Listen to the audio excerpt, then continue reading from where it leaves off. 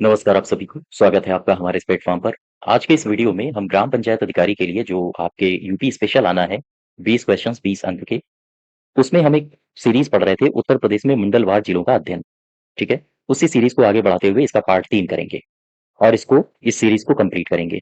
तो इसको पूरा देखिएगा, साथ ही साथ कोई सजेशन, कोई क्वेरी हो तो कमेंट बॉक्स में ज़रूर बताना और इसकी कंप्लीट पीडीएफ के लिए आप हमारे टेलीग्राम चैनल को अवश्य जॉइन करिए।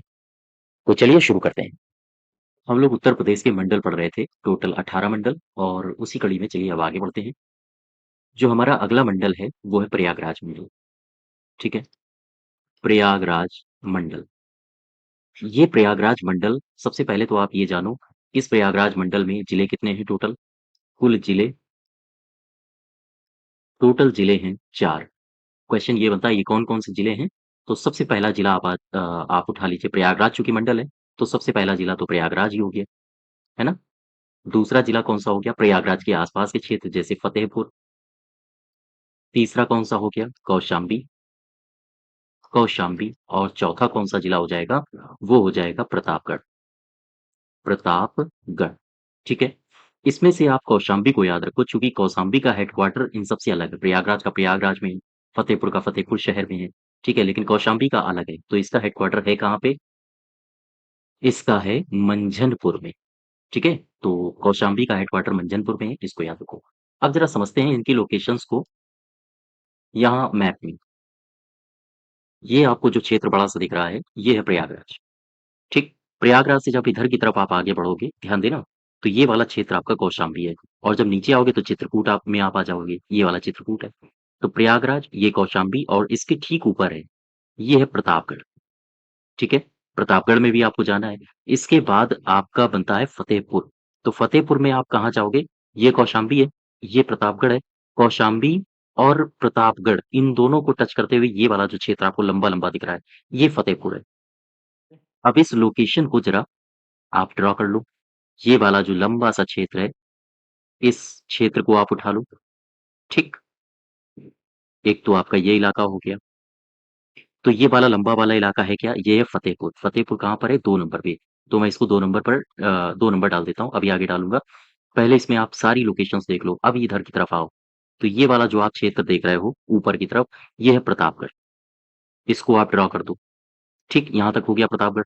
अब आप ये प्रयागराज है, प्रयागराज को पकड़ के नीचे की तरफ आओ, ये वाला क्षेत्र। ये हो गया आपका प्रयागराज, ठीक है? यहाँ तक क्लियर है? ये। अब इसमें एक ये जो बीच वाला क्षेत्र दिख रहा है, ये हो गया आपका कौशाम्बी। इसको भी आप ड्रॉ कर दो, ठीक है? इनकी अब आप बॉर्डर खींच दो। ये हो गया प्रयागराज, ये हो गया आपका प्रतापगढ़, ये हो गया आपका कौशाम्बी और इधर वाला जो ये क्षेत्र है, ये वाला क्षेत्र हो जाएगा आपका फतेहपुर, ठीक है? अब मैं नंबरिंग कर देता हूँ। ये जो क्षेत्र है, ये है फतेहपुर। फतेहपुर का मतलब यहाँ पर 2 नंबर डाल लो, चूँकि 2 नंबर पर फतेहपुर लिखा है। ये वाला जो क्षेत्र है ये है प्रतापगढ़। प्रतापगढ़ कितने नंबर पे है? 4 नंबर, तो यहाँ 4 डाल लो, ठीक है? ये कौशाम्बी है तो इसको 3 नंबर डाल दीजिए और ये वाला क्षेत्र है इलाहाबाद यानी प्रयागराज, इसको आप 1 नंबर डाल दो। ये जो बड़ा-सा क्षेत्र आप देख रहे हो ये पूरा का पूरा प्रयागराज मंडल है। तो अगर आपसे पूछा जाए प्रयागराज मंडल में टोटल कितने जिले आते हैं? 4 बताओगे। कौन-कौन से हैं? प्रयागराज है, फतेहपुर है, कौशाम्बी है और प्रतापगढ़ है। फतेहपुर इधर वाला एरिया हो जाएगा, कौशाम्बी ठीक बीच वाला एरिया है, इसके ठीक ऊपर वाला है प्रतापगढ़ और इधर वाला है इलाहाबाद यानी प्रयागराज, ठीक है? अब इन जिलों को उठा के एक-एक करके डिस्कस करते हैं, आखिर इनमें कौन से पर्यटन स्थल हैं, कौन-कौन सी बातें हैं जो हमारे एग्ज़ाम्स में पूछी जा चुकी हैं और आगे संभावना है पूछे जाने की। वापस चलिए, सबसे पहले आप उठा लो, सबसे पहले तो आप यही लिख लो कि ये मंडल कौन-सा है? मंडल कौन-सा है? मंडल है आपका प्रयागराज मंडल, है ना? प्रयागराज मंडल। प्रयागराज मंडल में टोटल हैं कितने जिले? तो अभी आपने लिखा था टोटल 4 जिले हैं। कौन-कौन से हैं? सबसे पहला प्रयागराज उठा लो, दूसरा कौन-सा मैंने बताया था? प्रतापगढ़, ठीक है? तीसरा मैंने कौन-सा बताया था? फतेहपुर, फतेहपुर और चौथा मैंने कौन-सा बताया था? मैंने बताया था कौशाम्बी।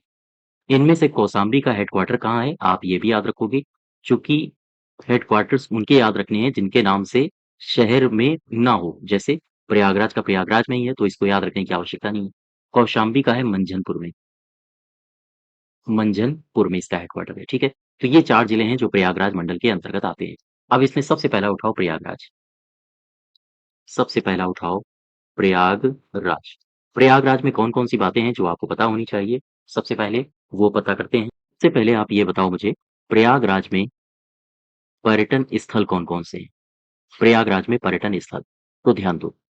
प्रयागराज में जो पर्यटन स्थल हैं जैसे स्वराज भवन यहाँ पर है, ठीक है? यहाँ पर है स्वराज भवन, यहाँ पर है गढ़वा का किला। ध्यान रखिएगा ये सारे एग्ज़ाम में पूछे जा चुके हैं। एक तरफ ऐसे पर्यटन स्थल लिखता है और दूसरी तरफ जिलों के नाम लिख देता है और कहता है मैच करो, नीचे कूट दे देता है, ठीक है? नेक्स्ट है जवाहर नक्षत्रशाला, ये कहाँ पर है? ये भी यहीं पर है प्रयागराज में। और यहाँ पर है श्रृंगवेरपुर धाम, श्रृंगवेरपुर धाम, ठीक है? इसके अलावा भी और कई सारे पर्यटक स्थल हैं, जगहें यहाँ पर जैसे ऑल सेंट्स कैथेड्रल, ये कहाँ है? यहीं पर है। खुसरो बाग अगर आपसे पूछा जाए कहाँ है? खुसरो बाग भी यहीं पर है। अगर आपसे पूछा जाए बताओ मिंटो पार्क कहाँ पर है?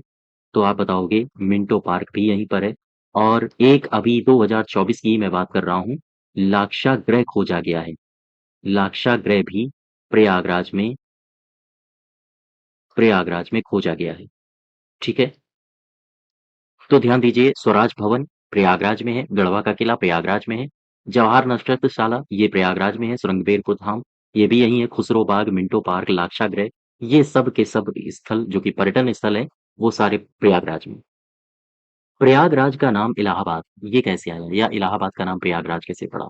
तो आप बताओ इलाहाबाद ये जो प्रयागराज है वो इलाहाबाद कैसे पड़ा था? तो 1574-75 में इसका नाम बदला गया था और इसका नाम बदल के रख दिया गया था इलाहाबाद। ध्यान रखिएगा इस तरह के भी क्वेश्चंस आपसे पूछ लिए जाते हैं। 1574 1575 में इसका नाम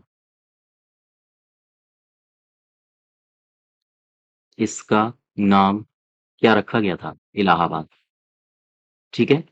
इलाहाबाद रखा गया और अभी योगी सरकार ने इसका पुनः नाम परिवर्तित करके प्रयागराज फिर से कर दिया है। प्रयागराज में एक लेख मिला है जिसे कहा जाता है प्रशस्ति लेख। ये समुद्रगुप्त का है। हालाँकि इसमें और भी कई सारे राजाओं का वर्णन है। तो समुद्रगुप्त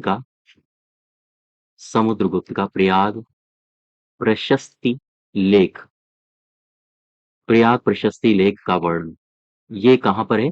ये प्रयाग प्रशस्ति लेख ये भी हमारे इलाहाबाद में ही मिला है, ठीक है?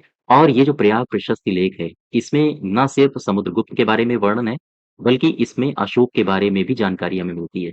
अशोक और जहांगीर के बारे में भी जानकारी मिलती है, ठीक है?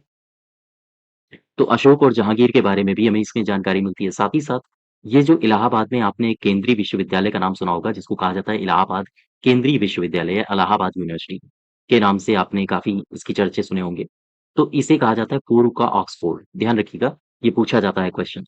इलाहाबाद केंद्रीय विश्वविद्यालय को पूर्व का ऑक्सफोर्ड कहा जाता है। पूर्व का ऑक्सफोर्ड कहा जाता है। ठीक है? तो आपसे अगर पूछा जाए कि पूर्व का ऑक्सफोर्ड किसे कहा जाता है, तो आप बताओगे इलाहाबाद को या इलाहाबाद विश्वविद्यालय को। और इलाहाबाद ये प्रयागराज एक ऐसा स्थान है, जहाँ पर हिंदुओं के लिए बहुत बड़ा तीर्थ स्थल या तीर्थ मेला लगता है, जिसे कुंभ मेला कहा जाता है। ठीक है? और साथ ही साथ एक बात याद रखो यहाँ से, ये जो प्रयागराज का संगम स्थान है, ये काफ़ी चर्चा में रहा था, जब कन्नौज अपने चरम पर था, यानी हर्षवर्धन का शासनकाल था। तो प्रयागराज के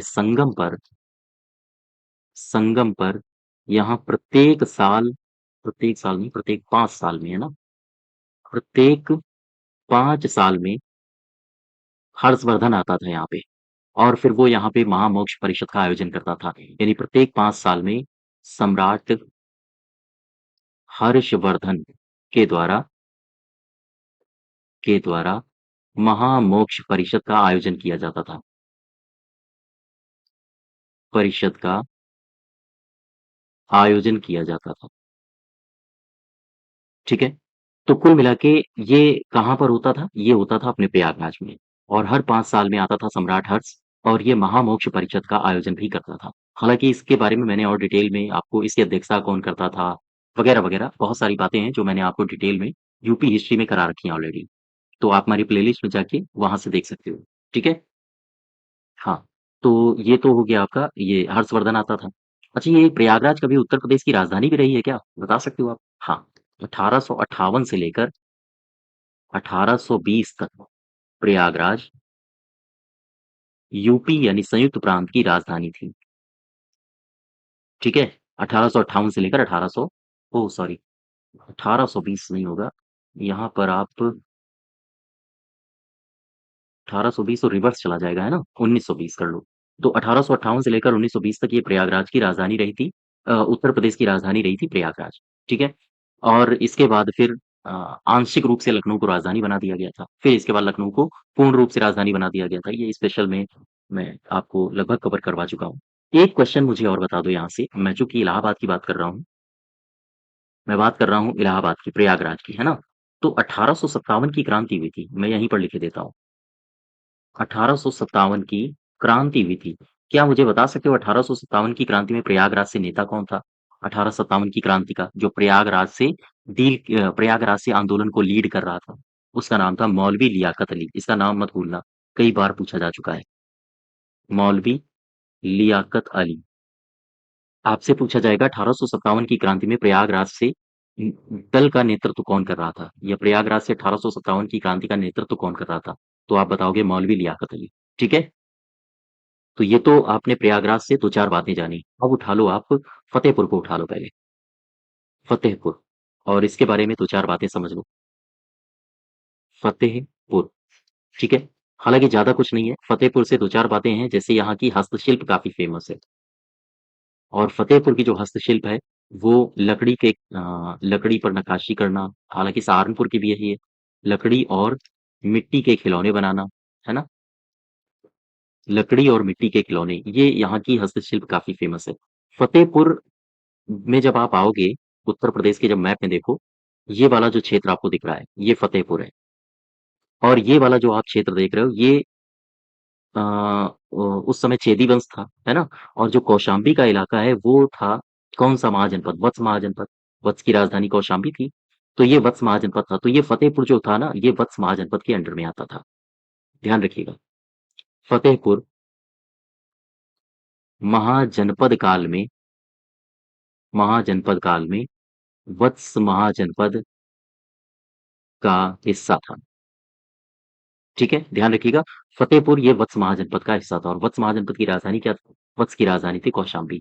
फतेहपुर ये जो क्षेत्र है, यहाँ पर गणेश शंकर विद्यार्थी का जन्म हुआ था। इनका नाम आपने कई बार सुना होगा, पत्रिकाएँ निकाला करते थे। क्रांति में काफ़ी योगदान रहा है इनका भी। तो गणेश शंकर विद्यार्थी की जन्मस्थली अगर आपसे पूछा जाए, तो कौन थी? यही थी। जन्मस्थली फतेहपुर में एक जगह है इसका नाम है हथगाम, ठीक है? ये दरअसल इनकी जन्मस्थली थी और ये कहाँ पर है? ये है फतेहपुर में। यहाँ तक बात समझ पा रहे हो? हुँ। तो ये सारी बातें आप याद रखो। अब नेक्स्ट देखो, फतेहपुर हो गया, अब उठा लो आप प्रतापगढ़ को। वापस आओ, प्रतापगढ़, ठीक? प्रतापगढ़। प्रतापगढ़ में यहाँ से जो मध्य पाषाण काल के स्थल हैं, वो बहुतायत मात्रा में यहाँ से मिले। जैसे प्रतापगढ़ में जब आप देखोगे तो सराय नाहरराय, मैंने आपको यूपी इतिहास में आपको कवर भी करवाया है।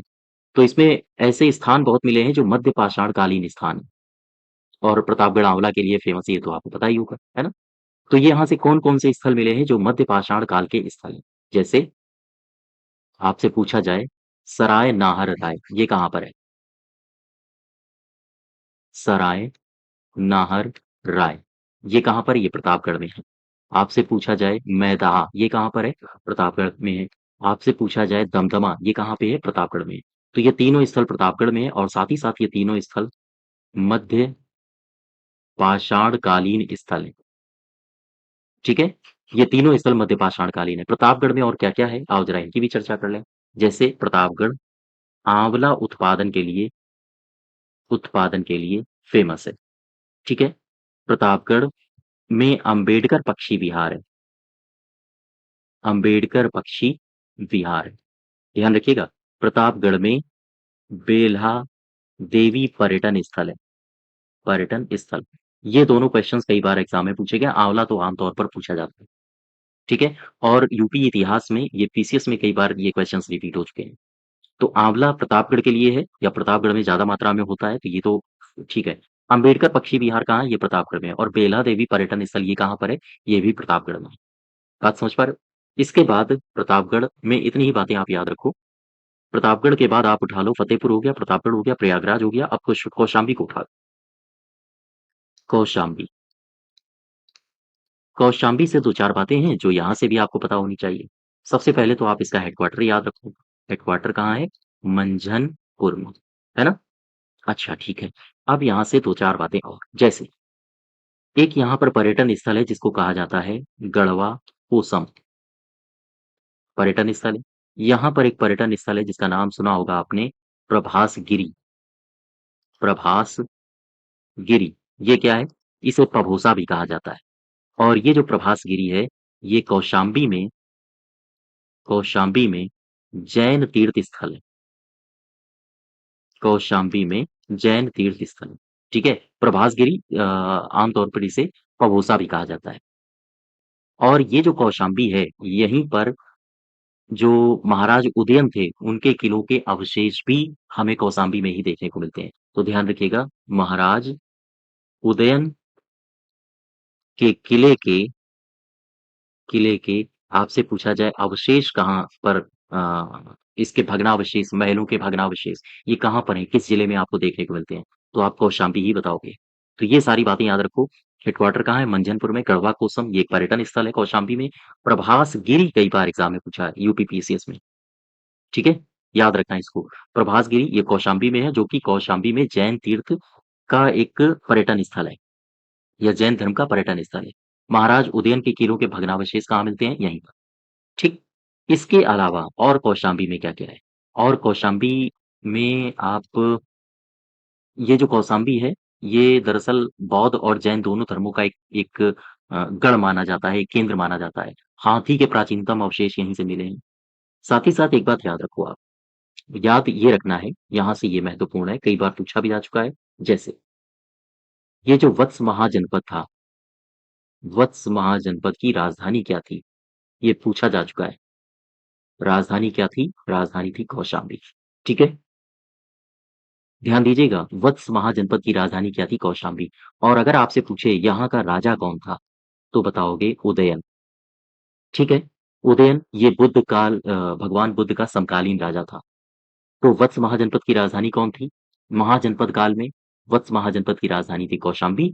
और यहाँ का उस समय का जो राजा था महात्मा बुद्ध का समकालीन, उसका नाम था उदयन, ठीक है। हाँ, कौशाम्बी बौद्ध और जैन दोनों धर्मों का एक केंद्र भी है। तो खैर ये कौशाम्बी है, इसके बारे में ये जानकारियाँ आप याद रखो। इसका हेडक्वार्टर कहाँ है? प्रभासगिरी। ये स्थान कहाँ है? बहुत इंपॉर्टेंट है, कई बार एग्जाम में रिपीट हुआ है। और उदयन, इसका संबंध अ, किस जिले से है? ठीक है, तो यही है कौशाम्बी।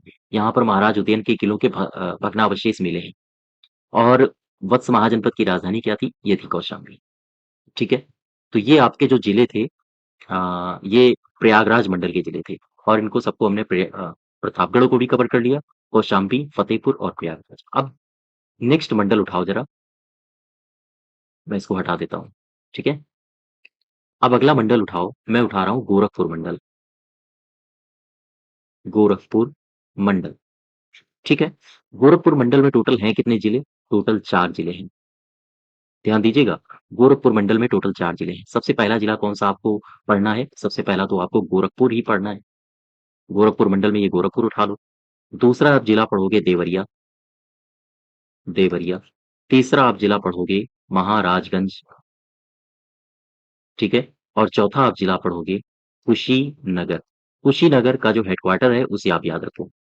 ये हेडक्वार्टर है पडरौना, ठीक है। हाँ, ये भी आपसे पूछा गया है। तो अब जरा यहाँ पर आओ, इस क्षेत्र में गोरखपुर मंडल आपको देखने को मिलेगा। महाराजगंज, कुशीनगर, देवरिया और गोरखपुर, ये 4 जिले हैं। इन चारों को उठा लो। ये वाला जो आप क्षेत्र देख रहे हो बड़ा-सा, ये वाला क्षेत्र है महाराजगंज। और ये जो क्षेत्र देख रहे हो ये कुशीनगर है, ठीक है। मेरा कर्सर देखो कहाँ-कहाँ घूम रहा है। ये वाला जो क्षेत्र है ये है गोरखपुर। और ये वाला जो क्षेत्र है ये है देवरिया। ये चारों जिले उठा लो। इसको उठा लो, मैं इंक बदल देता हूँ ताकि आपको स्पष्ट दिखे। ये वाला जो क्षेत्र है, इसको उठा लो। ये महाराजगंज, अब मैं प्रवेश कर गया हूँ गोरखपुर में, ठीक है? गोरखपुर में प्रवेश कर गया। अच्छा, गोरखपुर से अब मैं प्रवेश कर रहा हूँ ये वाला क्षेत्र। ये वाला क्षेत्र क्या है? ये क्षेत्र है देवरिया, ठीक है यहाँ तक? देवरिया को पकड़े-पकड़े आप ऊपर की तरफ आओ। देवरिया से आप ऊपर आओगे तो ये जो क्षेत्र में अब जहाँ मेरा कर्सर चल रहा है वो है कुशीनगर, है ना? वो क्षेत्र है कुशीनगर। कुशीनगर को स्पर्श करते हुए आप आगे की तरफ जब बढ़ोगे, तो ये वाला क्षेत्र फिर से आप महाराजगंज के पास आओगे। तो ये जो आपको बॉक्स घिरा हुआ नज़र आ रहा है, ये है गोरखपुर मंडल। अब ज़रा मैं इसको ड्रा कर दूँ इसके बॉर्डर्स को। ये जो मछली की पूँछ टाइप की लग रही है ना आपको, ये है आपका गोरखपुर। यहाँ से मैं इसका बॉर्डर खींच देता हूँ। ये वाला क्षेत्र हो गया आपका महाराजगंज, ठीक? मैं इस बार ये वाला बॉर्डर अब आपको खींच देता हूँ, ये वाला। तो ये इधर हो गया गोरखपुर और ये वाला एरिया नीचे वाला हो गया आपका देवरिया और ऊपर वाला हो गया कुशीनगर। यानी अब इनकी ड्राफ्टिंग कर लो। चौथे नंबर पर है कुशीनगर, तो कुशीनगर कहाँ है? ये है, ये चौथा नंबर हो गया, ठीक? ऊपर है महाराजगंज, तो महाराजगंज कहाँ है? तीसरा नंबर, ये हो गया तीसरा नंबर। ये वाला जो क्षेत्र है ये गोरखपुर है, तो ये पहला नंबर हो गया। इसके बाद बचा देवरिया, तो ये जो क्षेत्र आपको दिख रहा है, ये है तो देवरिया, ये दूसरा हो गया। तो ये जो 4 जिले हैं, ये गोरखपुर मंडल के अंतर्गत आते हैं। बात समझ पा रहे हो आप हमारी? ठीक है? गोरखपुर मंडल में ये 4 जिले हैं। अब इन 4 जिलों को डिटेल में ज़रा कवर कर लो। गोरखपुर, देवरिया, महाराजगंज और कुशीनगर। देखो, सबसे पहले आप उठा लो गोरखपुर मंडल को, गोरखपुर मंडल। गोरखपुर मंडल में टोटल हैं कितने जिले? 4 जिले हैं, ठीक है? कौन-कौन से ये जिले हैं? सबसे पहला आप उठाओ गोरखपुर को, दूसरा कौन-सा जिला है? दूसरा जिला है देवरिया, तीसरा जिला कौन-सा है? महाराजगंज, ठीक है? चौथा जिला कौन-सा है? ये है कुशीनगर। इसका हेडक्वार्टर कहाँ है? तो आप बताओगे पडरौना। यहाँ तक बात समझ गए? अब एक-एक करके उठाओ, सबसे पहला उठाओ गोरखपुर, गोरखपुर और यहाँ से वो 2-4 बातें जो आपके एग्ज़ाम में पूछी जा सकती हैं और कई बार पूछी भी जा चुकी हैं, ठीक है? और आगे संभावना है कि पूछी भी जाएँ। तो यहाँ का एक हस्तशिल्प है, याद रखिएगा, टेराकोटा, ठीक है? टेराकोटा, तो इसको भी याद रखो। साथ ही साथ गोरखपुर में एक ताल है जिसे कहा जाता है रामगढ़ ताल और हाँ, ठीक है? रामगढ़ ताल और रामगढ़ ताल की एक ख़ास बात ये है कि रामगढ़ ताल के बारे में ऐसा माना जाता है कि यहाँ पर दरअसल जब महाजनपद काल चल रहा था तो उस समय जो कोली गणराज्य था, कोली गणराज्य की राजधानी जो रामग्राम थी वो रामगढ़ ताल नाम के जो स्थान है, उसी स्थान पर वो रामग्राम था, ठीक है? और जो बुद्ध की पत्नी है यशोधरा वो यहीं की राजकुमारी थी। तो ख़ैर जो गोरखपुर है उसके बारे में जो अन्य बातें हैं जैसे रामगढ़ ताल यहाँ पर है, ये भी आपसे कई बार पूछा जा चुका है।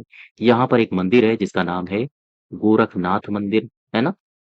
गोरखनाथ मंदिर यहीं पर है। यहाँ पर गीता वाटिका भी है, गीता वाटिका यहीं पर है। साथ ही साथ यहाँ पर है विनोद वन, इसको याद रखना, कई बार पूछा जा चुका है। विनोद वन कहाँ पर है? यहीं पर है, ठीक है? इसके अलावा गोरखपुर में मेला लगता है मकर संक्रांति पर, मकर संक्रांति पर यहाँ पर मेला लगता है ना? और इसे कहा जाता है खिचड़ी मेला, खिचड़ी मेला। ठीक है? तो मकर संक्रांति पर यहाँ खिचड़ी मेला का आयोजन होता है और एक तारीख आपने पढ़ी होगी इतिहास में 5 फरवरी 2022 पता है ये तारीख क्यों फ़ेमस है? इस तारीख को हुआ था चौरी चौरा कांड। चौरी चौरा की घटना हुई थी गोरखपुर के ही चौरी चौरा नामक स्थान में। वहाँ पुलिस कर्मियों को जिंदा जला दिया गया था। बात समझ पा रहे हो? तो 5 फरवरी 1922 को चौरी चौरा कांड, ये कहाँ हुआ? चौरी चौरा कांड भी हुआ था गोरखपुर में। ठीक है? यहाँ तक बात समझ गए? अच्छा, गोरखपुर में हिंदू धर्म की जो किताबें होती हैं जैसे गीता, वेद, पुराण, वहाँ गीता प्रेस गोरखपुर है। तो क्या बता सकते हो गीता प्रेस गोरखपुर की स्थापना कब हुई थी? ये गोरखपुर में ही है? गीता प्रेस गोरखपुर, गीता प्रेस गोरखपुर इसकी स्थापना कब हुई थी? बताओ। इसकी स्थापना हुई थी 1923 में। ठीक है? क्वेश्चन ये उठता है कि करी किसने? तो 2 शख्स का आप नाम याद रखना। इनका नाम है जय दयाल गोयनका और दूसरे शख्स का नाम याद रखना, इनका नाम है हनुमान प्रसाद। हनुमान प्रसाद, ठीक है?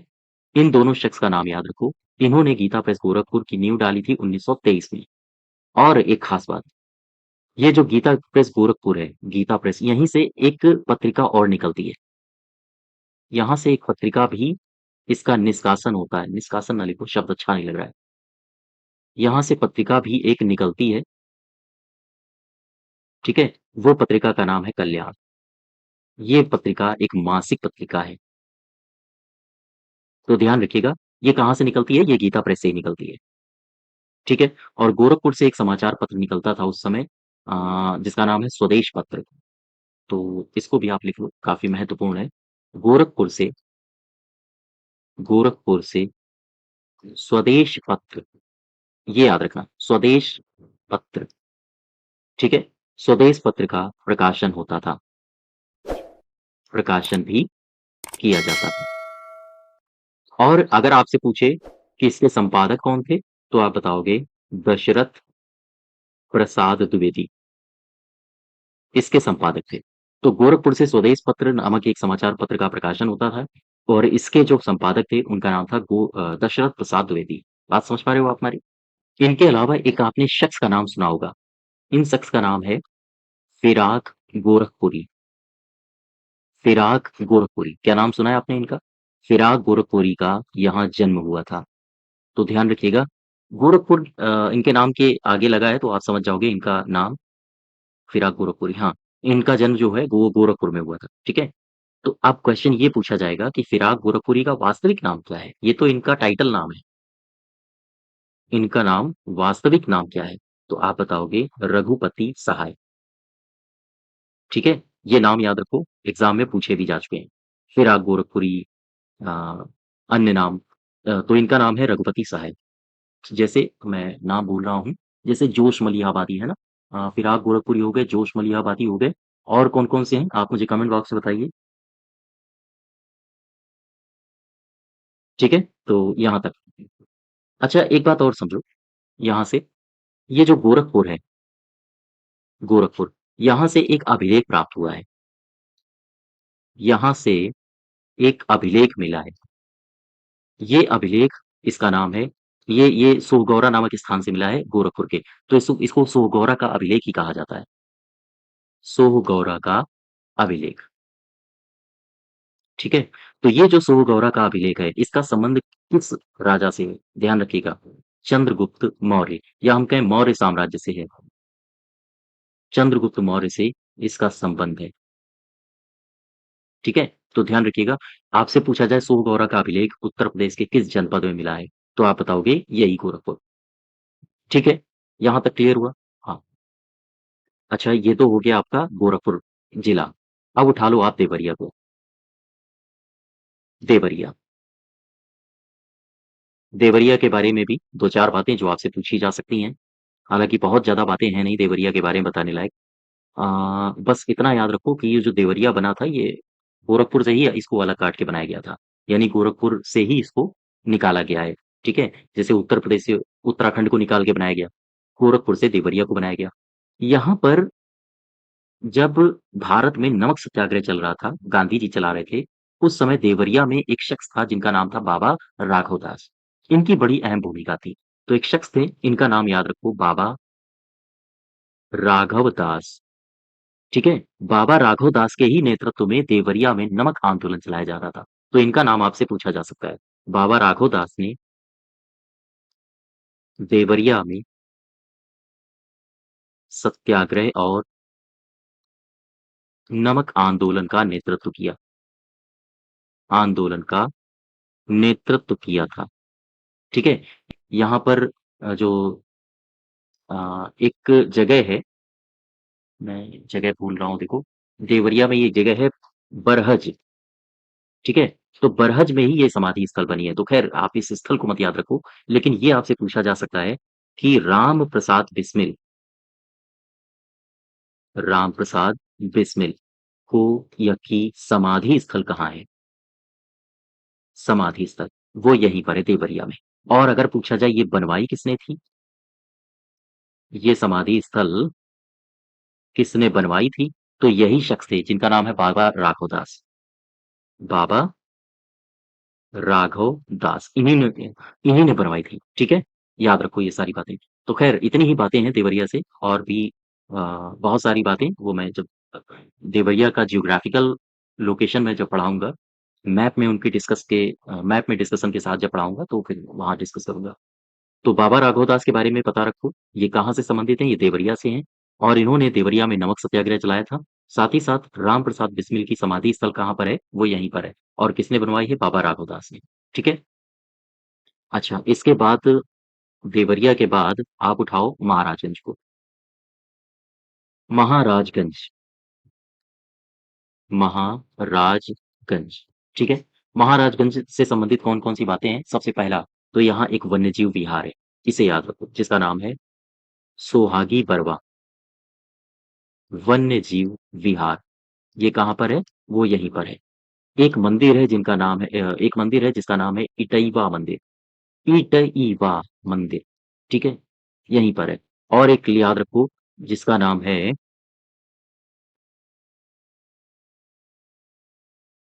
लेहड़ा देवी का मंदिर। देवी का मंदिर, इसको भी याद रखो। ये 3 लोकेशंस याद रखो जो पर्यटन स्थल हैं महाराजगंज के। और महाराजगंज को भी गोरखपुर से काट के अलग कर दिया गया था। प्राचीन काल में महाराजगंज को कहा जाता था कारापथ। प्राचीन काल में इसे किसे? महाराजगंज को। इसे कारापथ कहा जाता था। तो याद रखो, इस तरह के क्वेश्चंस पूछे जाते हैं। एक तरफ जिलों के प्राचीन नाम दे देता है, और दूसरी तरफ दे देता है उनके वास्तविक जिले यानी वर्तमान जिले। ठीक है? जो भी जिले हैं उनके जो वर्तमान नाम और उनके प्राचीन नाम जो हो सकते हैं, वो आपको पता होनी चाहिए। चूंकि इस तरह के क्वेश्चंस मैचिंग में आते हैं। ये प्राचीन लिखा है। प्राचीन काल में इसे क्या कहा जाता था? इसे कहा जाता था कारापथ। मैं फिर से इसको ठीक लिख दूं। इसे कहा जाता था कारापथ। ठीक है? इसे कारापथ कहा जाता था। ध्यान रखिएगा। और एक खास बात, महाराजगंज में एक जगह है देवदह। इसका नाम आपने सुना होगा, देवदह। ये क्या है? यहाँ से आती थी महात्मा बुद्ध, जो गौतम बुद्ध थे, उनकी मम्मी आती थी, यहाँ से माता जी आती थी। तो एक तरह से देखा जाए, महाराजगंज में ये जो देवदह नामक स्थान है, वो नेपाल, और चूंकि ये जो क्षेत्र है, ये नेपाल से सटा हुआ है। महाराजगंज, ये वाला क्षेत्र महाराजगंज है ना, ये वाला। और यहीं पर आपको नेपाल देखने को मिलेगा। यहीं पर आपको नेपाल देखने को मिलता है। ठीक है? तो ये जो क्षेत्र है नेपाल से सटा हुआ है, और ये जो मैं लिख रहा हूँ स्थान देवदह है, ये देवदह नामक स्थान महाराजगंज और नेपाल से सटा हुआ है। ठीक है? और यहीं पर महात्मा बुद्ध का ननिहाल था।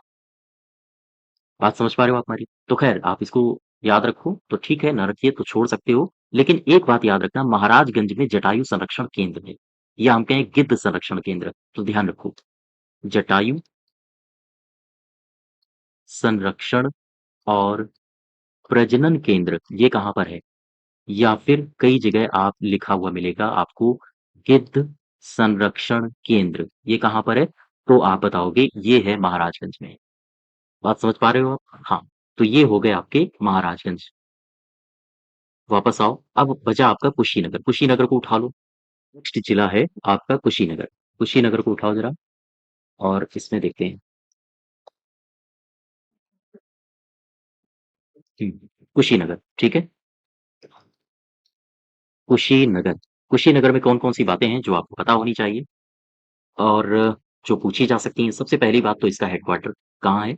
पडरौना। मैं तीसरी बार बता रहा हूँ, भूलना नहीं। पूछे जाते हैं, एक तरफ हेडक्वार्टर्स लिख देता है और एक तरफ जिले लिख देता है। ठीक है? और कुशीनगर के बारे में सबसे खास बात आपको पता होगी, महात्मा बुद्ध का महापरिनिर्वाण यहाँ पर हुआ, गौतम बुद्ध जी का। तो इसे कहा जाता है बुद्ध की निर्वाण स्थली। बुद्ध की इसे निर्वाण स्थली के रूप में जाना जाता है। और यहीं पर एक शहर है, या हम कहें एक जगह है, जिसे कहा जाता है फाजिल नगर। ये भी एक पर्यटन स्थल है, जिसे पावा नगर भी कहा जाता है। ठीक है? फाजिल नगर।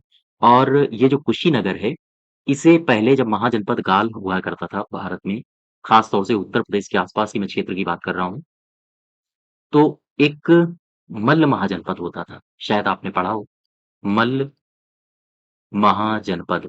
तो मल्ल महाजनपद की जनपद, है ना? मल्ल महाजनपद की राजधानी थी ये, कुशीनगर, राजधानी थी। क्या थी? कुशीनारा कहा जाता था, कुशीनगर भी आप आज इसे कह सकते हो, ठीक है? तो ध्यान रखिएगा मल्ल महाजनपद जो उस समय महाजनपद थे, मल्ल महाजनपद की राजधानी क्या थी? मल्ल महाजनपद की उत्तर प्रदेश में ये राजधानी जो आज कुशीनगर के नाम से जाना जाता है, ये कुशीनारा थी, ठीक है? और ये जो कुशीनगर है, बुद्ध की निर्वाण स्थली के रूप में जाना जाता है, अर्थात इसे कहा जाता है महापरिनिर्वाण मंदिर भी यहीं पर है, ठीक है? तो ये सारी बातें मैं आपको यूपी स्पेशल जो प्रैक्टिस करवा रहा हूँ, वहाँ पर मैंने करवाया हुआ है। तो आप हर सीरीज़ को फ़ॉलो करिए, यूपी स्पेशल बहुत अच्छी करने के लिए, ठीक है? तो कुशीनगर से ये सारी बातें आप याद रखो।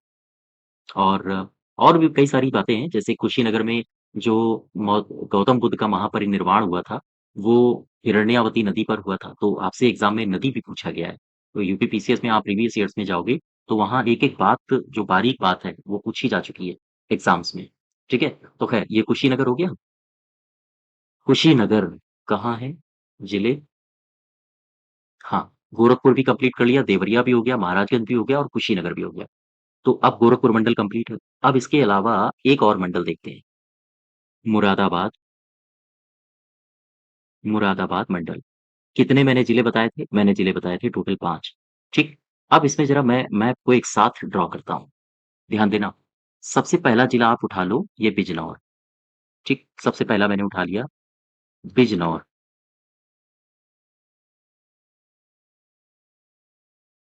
बिजनौर, ठीक है?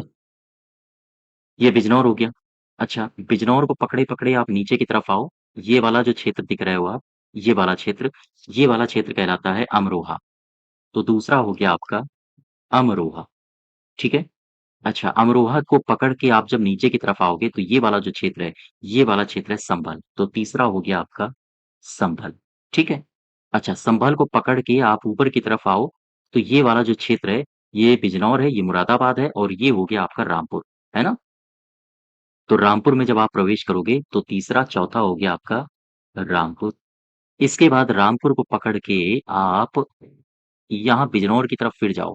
तो रामपुर और बिजनौर के बीच में जो ये लंबा वाला क्षेत्र है, ये है आपका मुरादाबाद, मुरादाबाद। यही तो 5 जिले हैं, मैंने आपको अभी बताए थे। अब इसको ज़रा ठीक-ठीक तरीके से ड्रा कर लो, ठीक है? ये वाला क्षेत्र, ये वाला क्षेत्र, अब इसको मैं बॉर्डर करे दे रहा हूँ। ये वाला क्षेत्र हो गया, ये वाला इलाका हो गया, ठीक है? ये वाला एक क्षेत्र हो गया, ये वाला और एक ये क्षेत्र हो गया, ठीक? अब इसमें ज़रा देखो, मैं इनकी नंबरिंग कर देता हूँ। ये जो बिजनौर है, ये 1 नंबर पर है, ये बड़ा-सा क्षेत्र बिजनौर है। अमरोहा कहाँ पर है? अमरोहा आप जब नीचे आओगे बिजनौर से तो ये दूसरे नंबर पर ये अमरोहा है। इसके बाद संभल है ये तीसरे नंबर पर, ये। चौथे नंबर पर है ये रामपुर, ये रामपुर है। और ये जो 5वां नंबर है ये है मुरादाबाद, ठीक? अब ध्यान दो, मैं यहाँ पर कन्फ्यूज़ हो रहा था, तो ख़ैर ये जिले हैं मुरादाबाद मंडल के। अब ज़रा इनको एक-एक करके उठाओ और पढ़ने का प्रयास करो। मुरादाबाद मंडल, ध्यान दो। मुरादाबाद मंडल, ठीक है? टोटल मैंने अभी कितने जिले बताए थे? 5 जिले हैं। ये 5 जिले कौन-कौन से हैं? सबसे पहले मैंने कौन-सा बताया था? मुरादाबाद को उठा लो। दूसरा मैंने कौन-सा बताया था? दूसरा बताया था बिजनौर। तीसरा मैंने बताया था आपको रामपुर। चौथा मैंने कौन-सा बताया था? चौथा मैंने बताया था आपको बदायूँ। बदायूँ तो नहीं था, नहीं, संभल था, संभल, है ना? और 5वां मैंने आपको कौन-सा बताया था? ये था अमरोहा, जिसमें मैंने आपको संभल के लिए कहा था, इसका हेडक्वार्टर याद रखना। कौन-सा? बहजोई शहर। बहजोई शहर में इसका हेडक्वार्टर है। यहाँ तक बात समझ गए? अब एक-एक करके उठाओ इन पाँचों जिलों को। सबसे पहले आप उठाओ मुरादाबाद को। मुरादाबाद। मुरादाबाद से 2 बातें हैं जो आप याद रखोगे। सबसे पहली बात, पीतल का काम होता है। यहाँ पर पीतल का काम होता है और ये इसकी जो स्थापना की थी वो शाहजहाँ के पुत्र मुराद ने की थी। तब इसी वजह से इसका नाम मुरादाबाद पड़ा है। तो ख़ैर इसकी स्थापना आपसे पूछेगा नहीं, तो बस ये याद रखो, ठीक है? इसके अलावा अब उठा लो आप बिजनौर को। बिजनौर, बिजनौर में क्या-क्या है? सबसे पहले तो पर्यटन स्थल यहाँ पर क्या-क्या है?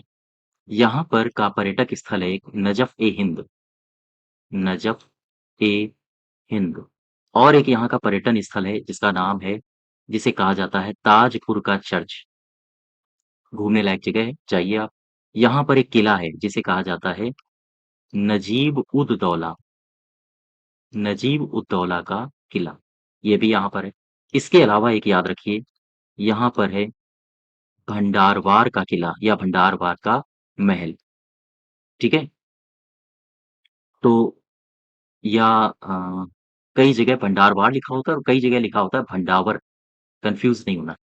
भंडावर का महल अगर आपसे पूछे तो कहाँ है? बिजनौर में। ताजपुर का चर्च कहाँ है? बिजनौर में। नजफ़-ए-हिंद और नजीब-उद-दौला इसका किला कहाँ पर है? तो आप बताओगे बिजनौर।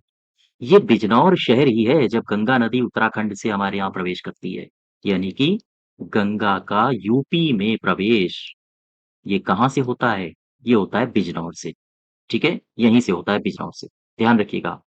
अच्छा, एक बात और याद रखो जो काफ़ी महत्वपूर्ण है, आपसे पूछी जा सकती है, महत्वपूर्ण है। एक कवि थे जिनका नाम था महाकवि कालिदास। महाकवि कालिदास का एक प्रसिद्ध नाटक है ना?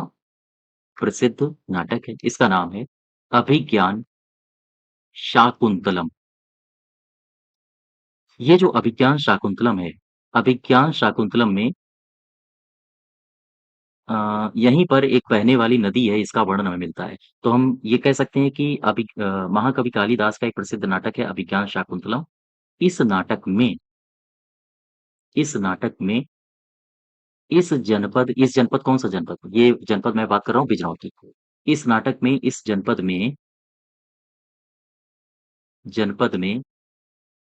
बहने वाली नदी का ज़िक्र है। इस नदी का नाम आपसे पूछा जा सकता है।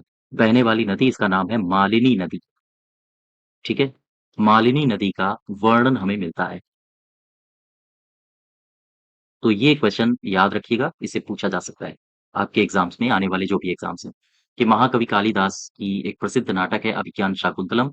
उस नाटक में बिजनौर में एक नदी का वर्णन मिलता है हमें, वो नदी कौन-सी है? मालिनी नदी या फिर अभिज्ञान शाकुंतलम जो कि महाकवि कालिदास का नाटक है, उसमें किस जनपद में मालिनी नदी के बहने का वर्णन हमें मिलता है? तो आप कहोगे बिजनौर में। यहाँ तक बात समझ पाए? ठीक है? यहाँ तक अच्छा, अब नेक्स्ट देखो मुरादाबाद मंडल में एक तो हो गया मुरादाबाद, दूसरा हो गया बिजनौर। अब उठा लो आप रामपुर को, ठीक है? रामपुर, रामपुर की छुरियाँ काफ़ी फ़ेमस हैं। नाम सुना तो सुना ही होगा रामपुर की छुरी। यहाँ पर 2 बातें याद रखो, एक तो है यहाँ पर रजा लाइब्रेरी यहाँ पर है, जो आपसे पूछा जा चुका है एग्ज़ाम्स में और रामपुर में रामपुर घराना नामक एक घराना संगीत घराना भी रहा है, जो कि नृत्य के लिए काफ़ी फ़ेमस था। रामपुर घराना, किसके लिए था ये? ये नृत्य का घराना था, ठीक है? हाँ, तो रामपुर से ये बातें रामपुर के अलावा कौन-सा जिला बचा है आपका? संभल है और अमरोहा है। देखो, संभल, सबसे पहले तो आप अमरोहा उठा लो और इधर मैं लिखे दे रहा हूँ संभल, चूँकि बहुत सारी बातें यहाँ से हैं नहीं, जो आपको मैं बताऊँ। अमरोहा से बस इतनी बात याद रखना, यहाँ पर जो पर्यटन स्थल हैं, उन पर्यटन स्थलों में एक यहाँ पर मंदिर है जिसको कहा जाता है वासुदेव का मंदिर, ठीक है? यहाँ पर है। हालाँकि वासुदेव के मंदिर और भी अन्य जगहों पर हैं, जिलों में हैं, ठीक है? और उसी में से एक वासुदेव का मंदिर अमरोहा में भी है। यहाँ पर एक मज़ार है, एक दरगाह है। दरगाह है, इनका नाम है भूरे शाह की दरगाह, भूरे शाह की दरगाह। तो यहाँ भी लोग आते हैं दर्शन करने, देखने। एक मज़ार है जिसका नाम है नसीरुद्दीन साहब की मज़ार, साहब की मज़ार यहीं पर है, ठीक है? और अमरोहा को मुरादाबाद से अलग कर दिया गया था। यानी मुरादाबाद से इसको तोड़ के अलग किया गया है। तो ख़ैर वासुदेव का मंदिर याद रखो, भूरे शाह की दरगाह याद रखो कहाँ पर है? यहीं अमरोहा में और नसीरुद्दीन साहब की मज़ार है यहाँ पे, ये भी अमरोहा में है।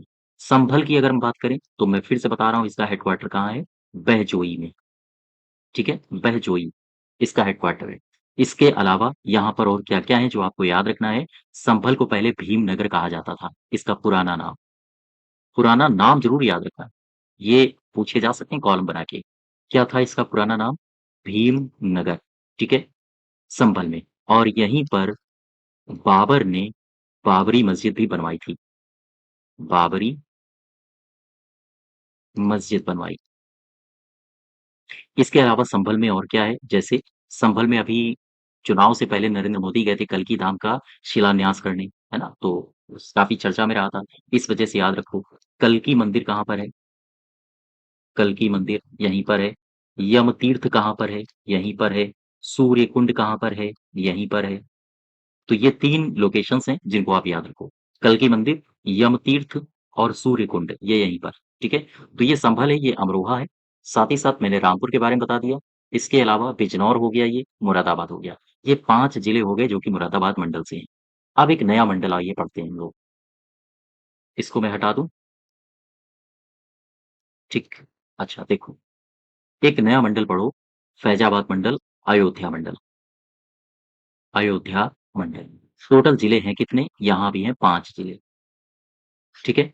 कौन-कौन से जिले हैं? सबसे पहले आप उठाओगे इसमें अयोध्या को ही, दूसरा आप उठाओगे बाराबंकी को, तीसरा आप उठाओगे सुल्तानपुर को, चौथा आप उठाओगे अमेठी को, पाँचवाँ आप उठा लो अम्बेडकर नगर को।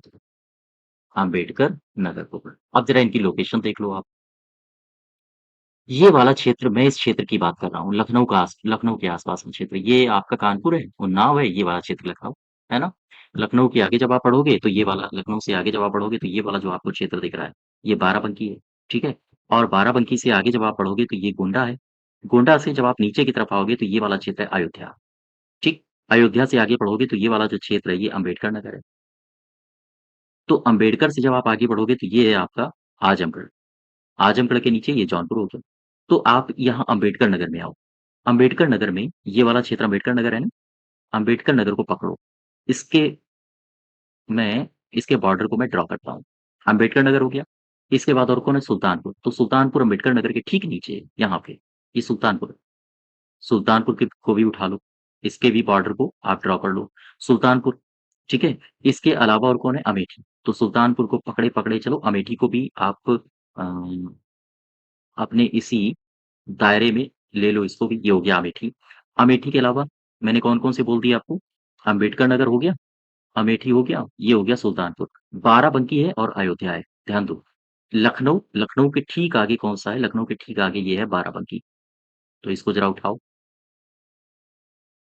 ये वाला क्षेत्र, ठीक है? और ये वाला क्षेत्र है अयोध्या आपका, है ना? तो इसको भी ले लो। अब ये हो गया बड़ा-सा क्षेत्र। अब ये जो बाराबंकी है, बाराबंकी को ले लो आप अमेठी से मिला दो। ये जो क्षेत्र आपको दिख रहा है, इसमें देखो कितने जिले हैं, 1, 2, 3, 4, 5 टोटल 5 जिले हैं। अब इनको आप ड्रॉ कर लो। इसको पकड़ो, ये ड्रॉ करो आप, तो सबसे पहला वाला जिला ये आ गया निकल के। दूसरे जिले को ड्रॉ करो, तो दूसरा ये निकल के आ गया। तीसरे जिले को ड्रॉ करो, तो ये निकल के आ गया और चौथा आ गया आपका ये जिला। ठीक, यहाँ तक बात समझ गए? तो 1, 2, 3, 4, 5 अब ज़रा इनकी नंबरिंग कर लो। अयोध्या है पहले नंबर पर। तो ये जो आपको क्षेत्र दिख रहा है, अम्बेडकर नगर से ठीक पहले ये पहला हो जाएगा। ये अयोध्या है। ये अम्बेडकर नगर है तो ये 5वाँ हो जाएगा। 5वें पर है ना अम्बेडकर नगर। अमेठी कहाँ है? तो अमेठी हो जाएगा चौथे पर ये। ये वाला जो क्षेत्र है ये सुल्तानपुर है। तो अमेठी और सुल्तानपुर, अम्बेडकर नगर इनको सबको स्पर्श करता है। इसका मतलब है सुल्तानपुर 3 नंबर पर है तो ये 3 हो जाएगा। और ये हो जाएगा आपका बाराबंकी कहाँ है? दूसरे पर। तो ये 2 हो गया। ठीक? ये पूरा जो क्षेत्र है, ये है अयोध्या मंडल। अब आप अपना मैच करा लेना। मैं इनके बारे में एक-एक करके डिस्कस करता हूँ। अयोध्या में क्या-क्या बातें हैं जो आपको याद रखनी है, बाकी में देखो, सबसे पहले शुरुआत करते हैं हम लोग अयोध्या मंडल से। अयोध्या मंडल। मुझे बताओ अयोध्या मंडल में जिले कितने हैं? तो आप बताओगे 5 जिले। कौन-कौन से 5 जिले हैं? सबसे पहला जो जिला है वो है अयोध्या, ठीक है? दूसरा है बाराबंकी, तीसरा कौन-सा है? सुल्तानपुर, चौथा कौन-सा है? अमेठी, 5वां कौन-सा है? अम्बेडकर नगर। ये टोटल है 5 जिले, जो कि अयोध्या मंडल के अंतर्गत आते हैं। अब इनमें सबसे पहला उठा लो अयोध्या को, ध्यान दो। अयोध्या, कौन-कौन सी बातें हैं अयोध्या से? जैसे अयोध्या में क्या है? अयोध्या में है राम मंदिर, बताने की आवश्यकता नहीं। यहाँ पर है हनुमानगढ़ी, बताने की आवश्यकता नहीं। यहाँ पर है भरतकुंड, है ना? ये सारे आपने रट रखे होंगे, इसको मत भूलना, ये जो मैं लिखने जा रहा हूँ, ये इम्पोर्टेंट है। बाकी तो आप ऑप्शन आएँगे तो आप कर ही लोगे, है ना? भरतकुंड कहाँ पर है तो आप तुक्का भी लगा सकते हो कि भाई अयोध्या में। लेकिन ये इसको मत भूलना, बहू बेगम का मकबरा, बहू बेगम का मकबरा। बहू बेगम कौन थी, क्या बता सकते हो आप मुझे? इसको मैंने अपने उत्तर प्रदेश के इतिहास में कराया है, आप प्लेलिस्ट चेक करिए जाके। तो बहू बेगम का मकबरा कहाँ है? ये फैजाबाद अर्थात अयोध्या में है। अच्छा, इसके अलावा और कौन-कौन सी बातें हैं? यहाँ पर जैन जो तीर्थंकर हुए हैं, जैन तीर्थंकर पहले, इनका जन्म हुआ है अयोध्या में ही। कौन है? ऋषभदेव। पहले जैन तीर्थंकर ऋषभदेव का यहाँ जन्म हुआ है। इसके बाद कई सारे जैन तीर्थंकरों का यहाँ जन्म हुआ है। अजीतनाथ, है ना? अभिनंदन अभिनंदन नाथ, ये भी जैन तीर्थंकर हुए हैं। सुमितनाथ, अनंतनाथ, इन सब का जन्म कहाँ हुआ है? इन सब का जन्म हुआ है अयोध्या में। यहाँ तक बात आप समझ पा रहे हो? ठीक है।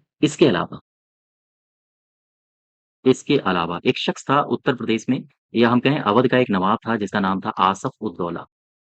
आसफ उद दौला। तो आसफ उद दौला के द्वारा राजधानी परिवर्तन किया गया था। पहले फैजाबाद था, फिर लखनऊ था। तो ये पूछा जा सकता है, इम्पोर्टेंट है आपके लिए। आसफ उद दौला के द्वारा अपनी राजधानी अपनी राजधानी फैजाबाद से लखनऊ स्थानांतरित की गई। तो ध्यान दीजिएगा, आपसे ये पूछा जा सकता है कि जो फैजाबाद से लखनऊ राजधानी स्थानांतरित की गई थी, वो किसने की थी? कौन-सा नवाब था? आप बताओगे आसफ उद दौला, ठीक है? हाँ, इसके अलावा यहाँ से एक अभिलेख प्राप्त हुआ है अयोध्या से। अयोध्या से एक अभिलेख मिला है जिसे कहते हैं धनदेव का अभिलेख, ठीक है? ये जो धनदेव का अभिलेख है, इसका आशय क्या है? इसमें धनदेव का अभिलेख अगर आपसे पूछा जाए कहाँ से मिला है, तो आप बताओगे अयोध्या से। इसमें किसका वर्णन है? इसमें एक राजा का वर्णन है जिसका नाम है पुष्यमित्र शुंग, और इस अभिलेख में कहा गया है कि ये जो पुष्यमित्र शुंग है, इसने 2 अश्वमेध यज्ञ करवाए थे। तो आपसे इस तरह से क्वेश्चन पूछा गया है पीसीएस में कि पुष्यमित्र शुंग ने 2 अश्वमेध यज्ञ करवाए, इसका वर्णन निम्नलिखित में से किस अभिलेख में मिलता है? तो ऑप्शंस दिए थे वहाँ, गढ़वा अभिलेख, धनदेव अभिलेख, भीतरी स्तंभ अभिलेख, इस तरह से। ठीक है? तो आपको पहचानना आना चाहिए। ध्यान दीजिए, धनदेव का जो अभिलेख है, उसमें किसका वर्णन है? उसमें है पुष्यमित्र शुंग का वर्णन। पुष्यमित्र शुंग ने 2 अश्वमेध यज्ञ करवाए। इसका वर्णन कहाँ में मिलता है? यहीं धनदेव के अभिलेख में, और ये कहाँ पर है? ये अयोध्या में है। ठीक है? यहाँ तक क्लियर हुआ? तो ये अयोध्या के बारे में कुछ जानकारियाँ हैं जो आप याद रखो। इसके बाद आप उठा लो बाराबंकी को। ध्यान दो, यहाँ से आप उठा लो बाराबंकी को। ठीक? बाराबंकी से बाराबंकी में पर्यटन स्थल बहुत सारे हैं, जैसे देवा शरीफ, सैयद सलार की मज़ार, है ना? तो इस तरह से यहाँ पर जो पर्यटन स्थल हैं, वो बहुत सारे हैं। तो बाराबंकी को इम्पोर्टेंट बना के आप यहाँ से, मैं जो भी बातें यहाँ लिखूँगा, वो सारी बातें आप याद, जैसे यहाँ पर बांसा शरीफ है, ठीक है? यहाँ पर है नागेश्वर मंदिर, नागेश्वर मंदिर यहाँ पर है। यहाँ पर है देवा शरीफ की दरगाह, यहाँ पर है सैयद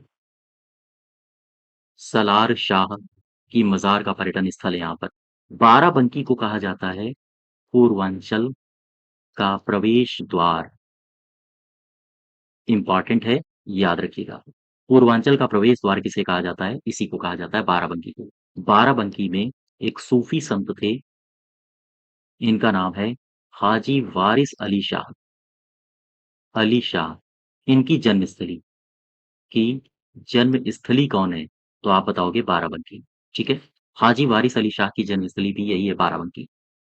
तो बाराबंकी से ये कुछ बातें हैं जो आप याद रखो, ठीक? इसके अलावा कौन-सा है?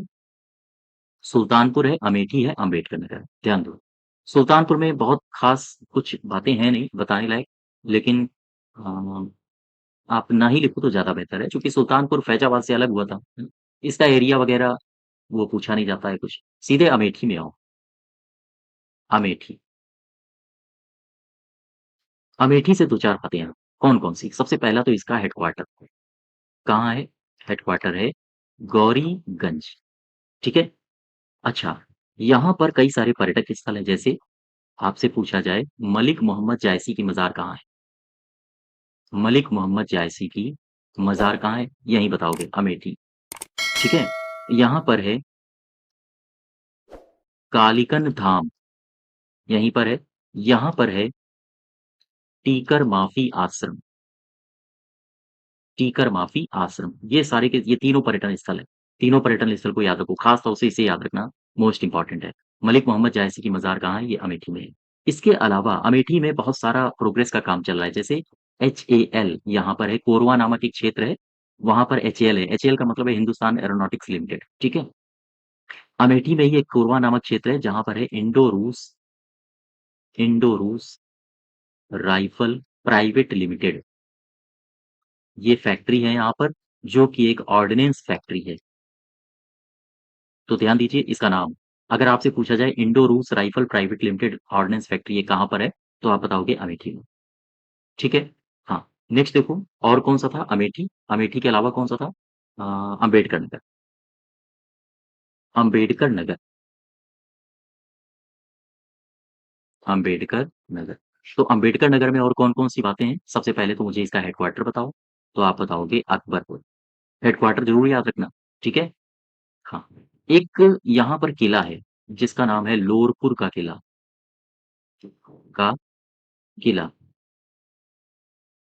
ये कहाँ है? ये अम्बेडकर नगर में ही है, ठीक है? यहाँ एक नदी बहती है जिसका नाम है तमसा नदी।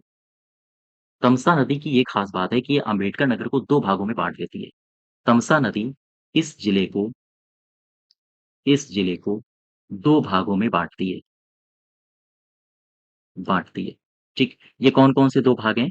एक है शहजादपुर और दूसरा है अकबरपुर। इन 2 भागों में तमसा नदी अम्बेडकर नगर को डिवाइड कर देती है और अम्बेडकर नगर फैज़ाबाद से काट के अलग एक जिले के रूप में इसको अस्तित्व प्रदान किया गया था। ठीक है? यहाँ तक क्लियर हुआ? तो ये अम्बेडकर नगर हो गया, इसके बाद अमेठी, बाराबंकी और साथ ही साथ अयोध्या और ये हो गया आपका अयोध्या मंडल जिसमें आपने पढ़े 5 जिले, ठीक है? इन जिलों को भूलिएगा नहीं और इनकी मैप की स्थिति भी आप बरकरार रखिए। अपने दिमाग में बना के रखिए, बार-बार मैप ब्लैंक लो और उसको भरने का प्रयास करो, ठीक है? हाँ, चलिए नेक्स्ट जो हमारा मंडल है, वो है मेरठ मंडल, ठीक है? मेरठ मंडल।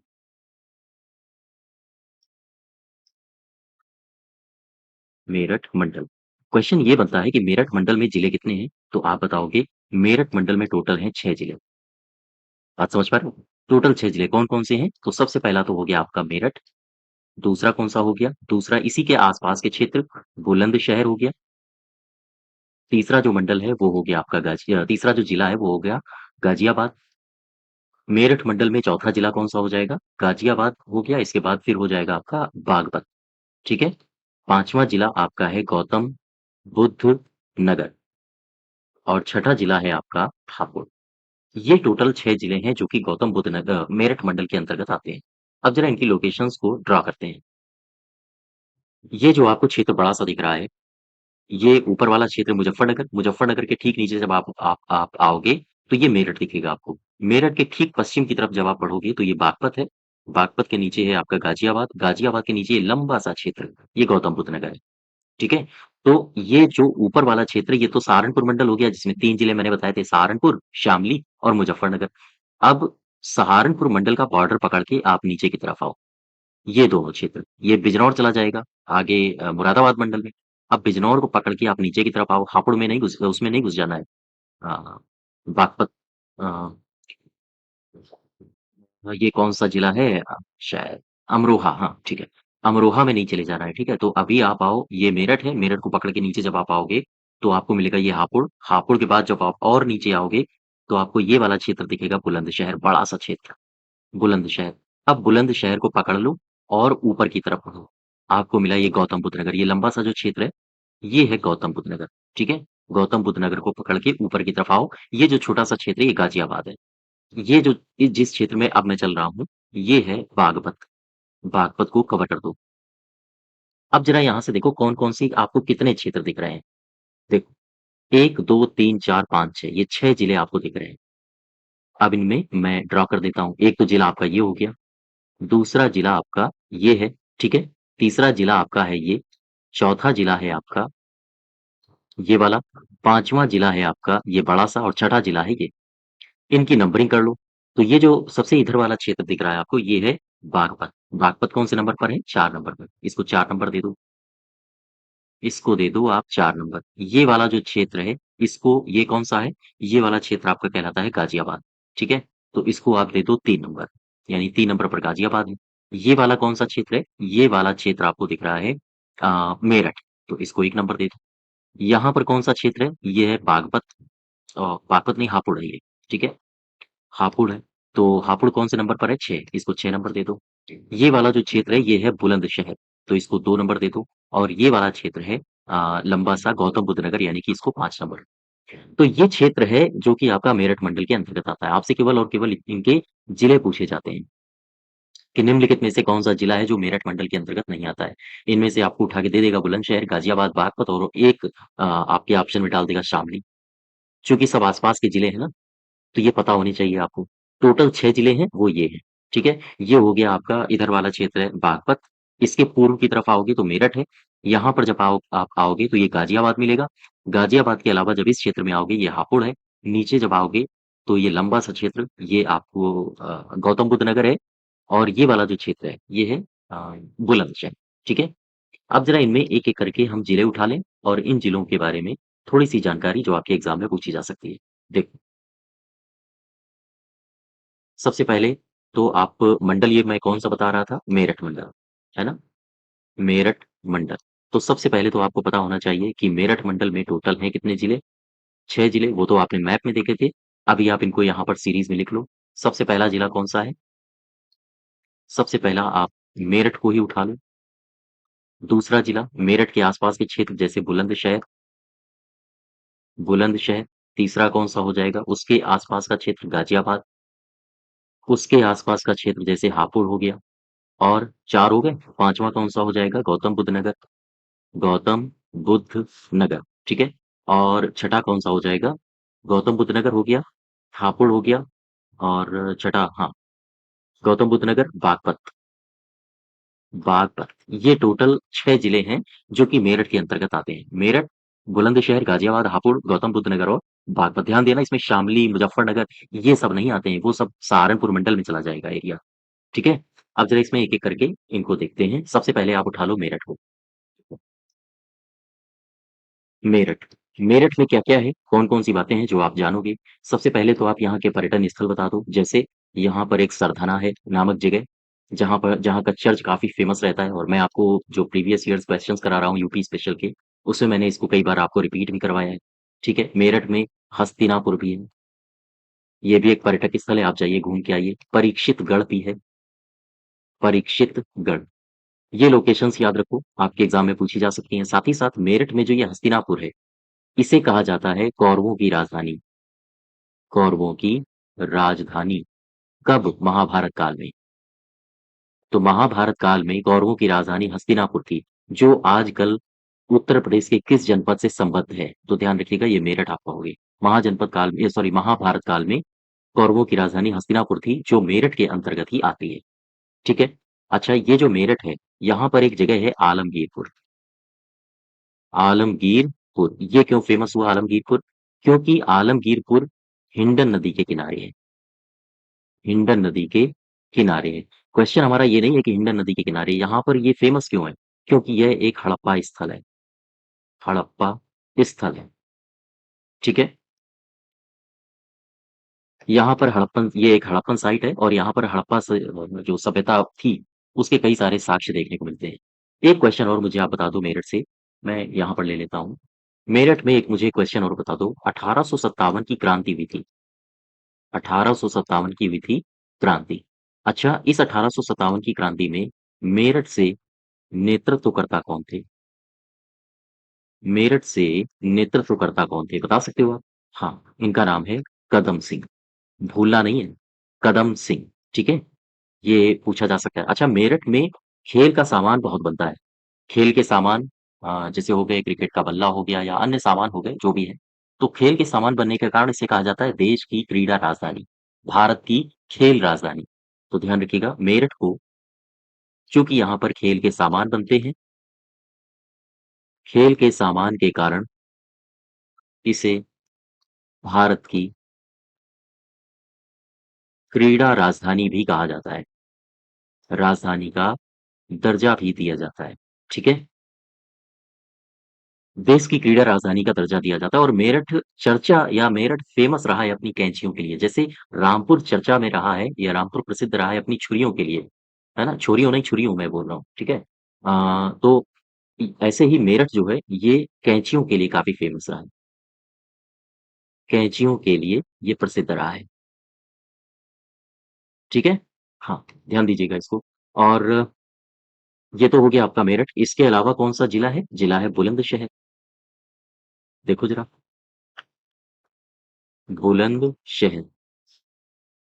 बुलंदशहर में क्या है? एक तो सबसे पहले तो नरौरा है यहाँ पे जो एटॉमिक प्लांट है उत्तर प्रदेश का और यहाँ पर अनूप शहर विकसित किया जा रहा है। साथ ही साथ यहाँ का जो बुलंदशहर का है वो यहाँ का जो हस्तशिल्प है, जैसे पॉटरी उद्योग, तो पॉटरी उद्योग यहाँ का काफ़ी फ़ेमस रहा है ना? यहाँ यहाँ बुलंदशहर में एक जगह खुर्जा, खुर्जा के चीनी मिट्टी के बर्तन काफ़ी फ़ेमस होते हैं, ठीक है? तो कुल मिला के अगर देखा जाए एक एक तरह से तो बुलंदशहर एक औद्योगिक रूप से विकसित एक जिला हो गया है उत्तर प्रदेश का।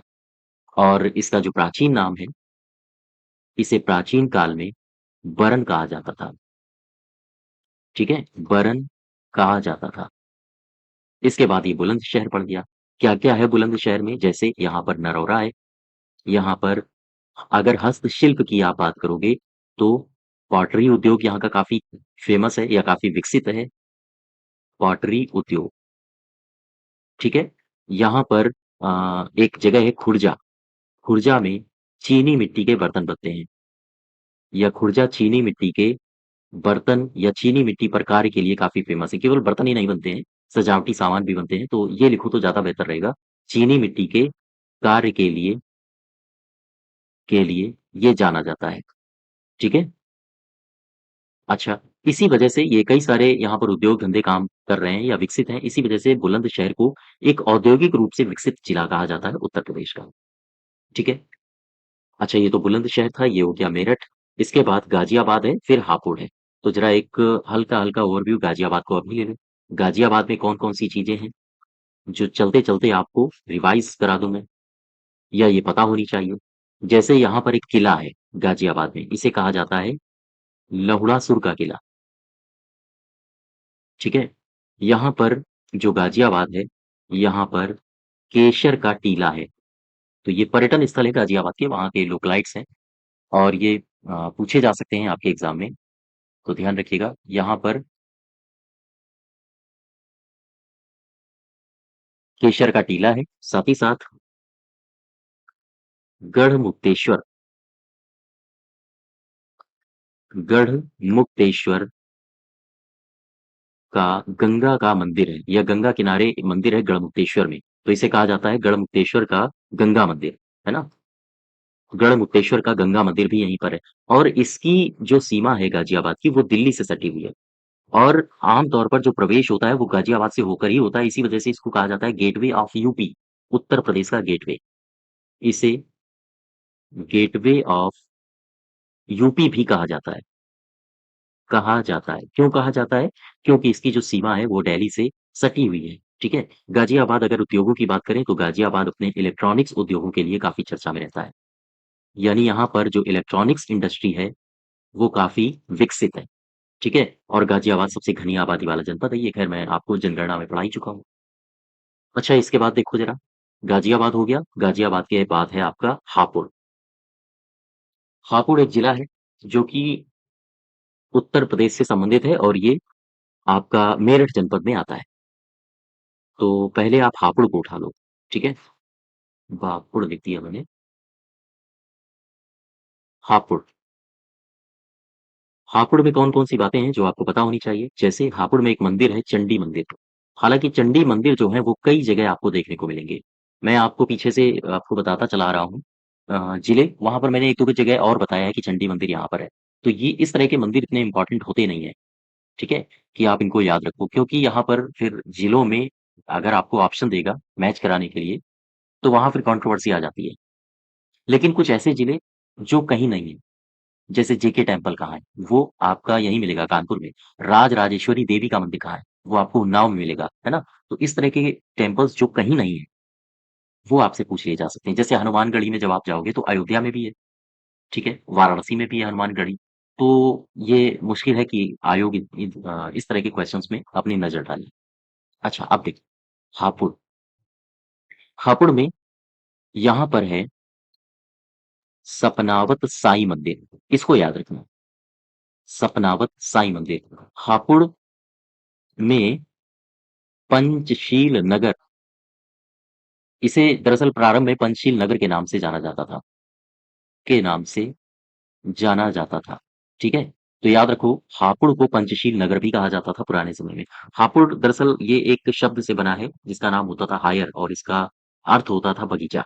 तो खैर, यहाँ से बहुत ज़्यादा चीज़ें नहीं है आपके लिए जो आप याद रखो।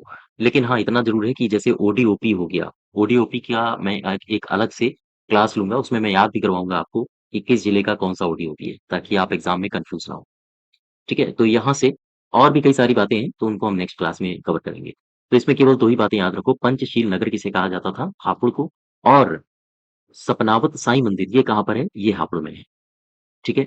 अच्छा, नेक्स्ट देखो, हापुड़ के अलावा एक और जनपद आप उठाओ, जस्ट हुँ, हापुड़ के अलावा एक और जनपद आप उठा लो, बागपत। बागपत में कौन-कौन सी बातें हैं? यहाँ दरअसल ये जो बागपत है इसे मेरठ से काट के अलग किया गया था या मेरठ से काट के इसको बनाया गया था, ठीक है? और ये जो बागपत है ना क्षेत्र, ये कृषि समृद्ध है। यहाँ पर कृषि की ज़बरदस्त पैदावार होती है। हालाँकि है छोटा-सा क्षेत्र, लेकिन कृषि अच्छी होती है। तो ये एक कृषि समृद्ध जनपद है। यमुना के तट पर स्थित है, ये याद रखो। यमुना के पूर्वी तट पर स्थित एक जिला है, ठीक है? साथ ही साथ बागपत में एक बात और याद रखना, जैन तीर्थंकर एक हुए हैं पार्श्वनाथ। पार्श्वनाथ। तो पार्श्वनाथ की मूर्ति यहीं पर स्थापित की गई है, बागपत में, ठीक है? एक जिला है आपका गौतम बुद्ध नगर, गौतम बुद्ध नगर। ये गौतम बुद्ध नगर जिला मेरठ मंडल के ही अंतर्गत आता है। इसका हेडक्वार्टर काफ़ी पूछा जाता है और आप लोग कन्फ्यूज़ भी हो तो इसका हेडक्वार्टर कहाँ है? हेडक्वार्टर है ग्रेटर नोएडा, ठीक है? ठीक है? तो इसमें कन्फ्यूज़ मत होना, गौतम बुद्ध नगर का जो हेडक्वार्टर है वो ग्रेटर नोएडा में है। आप इसको गौतम बुद्ध नगर की जो ऑफ़िशियल साइट है, उसमें जाके चेक कर सकते हो, ठीक है? तो ये जो ग्रेटर नोएडा है या गौतम बुद्ध नगर है, इसमें एक जगह है नोएडा, इसे फ़िल्म सिटी कहा जाता है।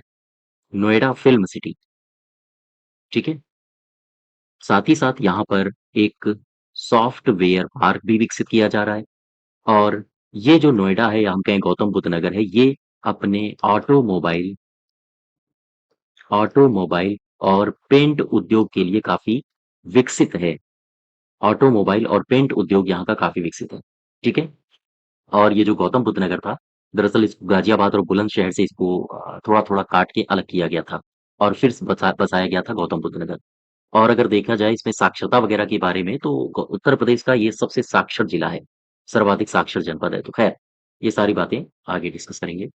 तो ये जिले हैं गौतम बुद्ध नगर, बागपत हो गया, हापुड़ हो गया, गाजियाबाद हो गया, बुलंदशहर, साथ ही साथ मेरठ। तो जिले कितने हो गए? 1 हो गया, दूसरा, तीसरा, चौथा, 5वां और छठा।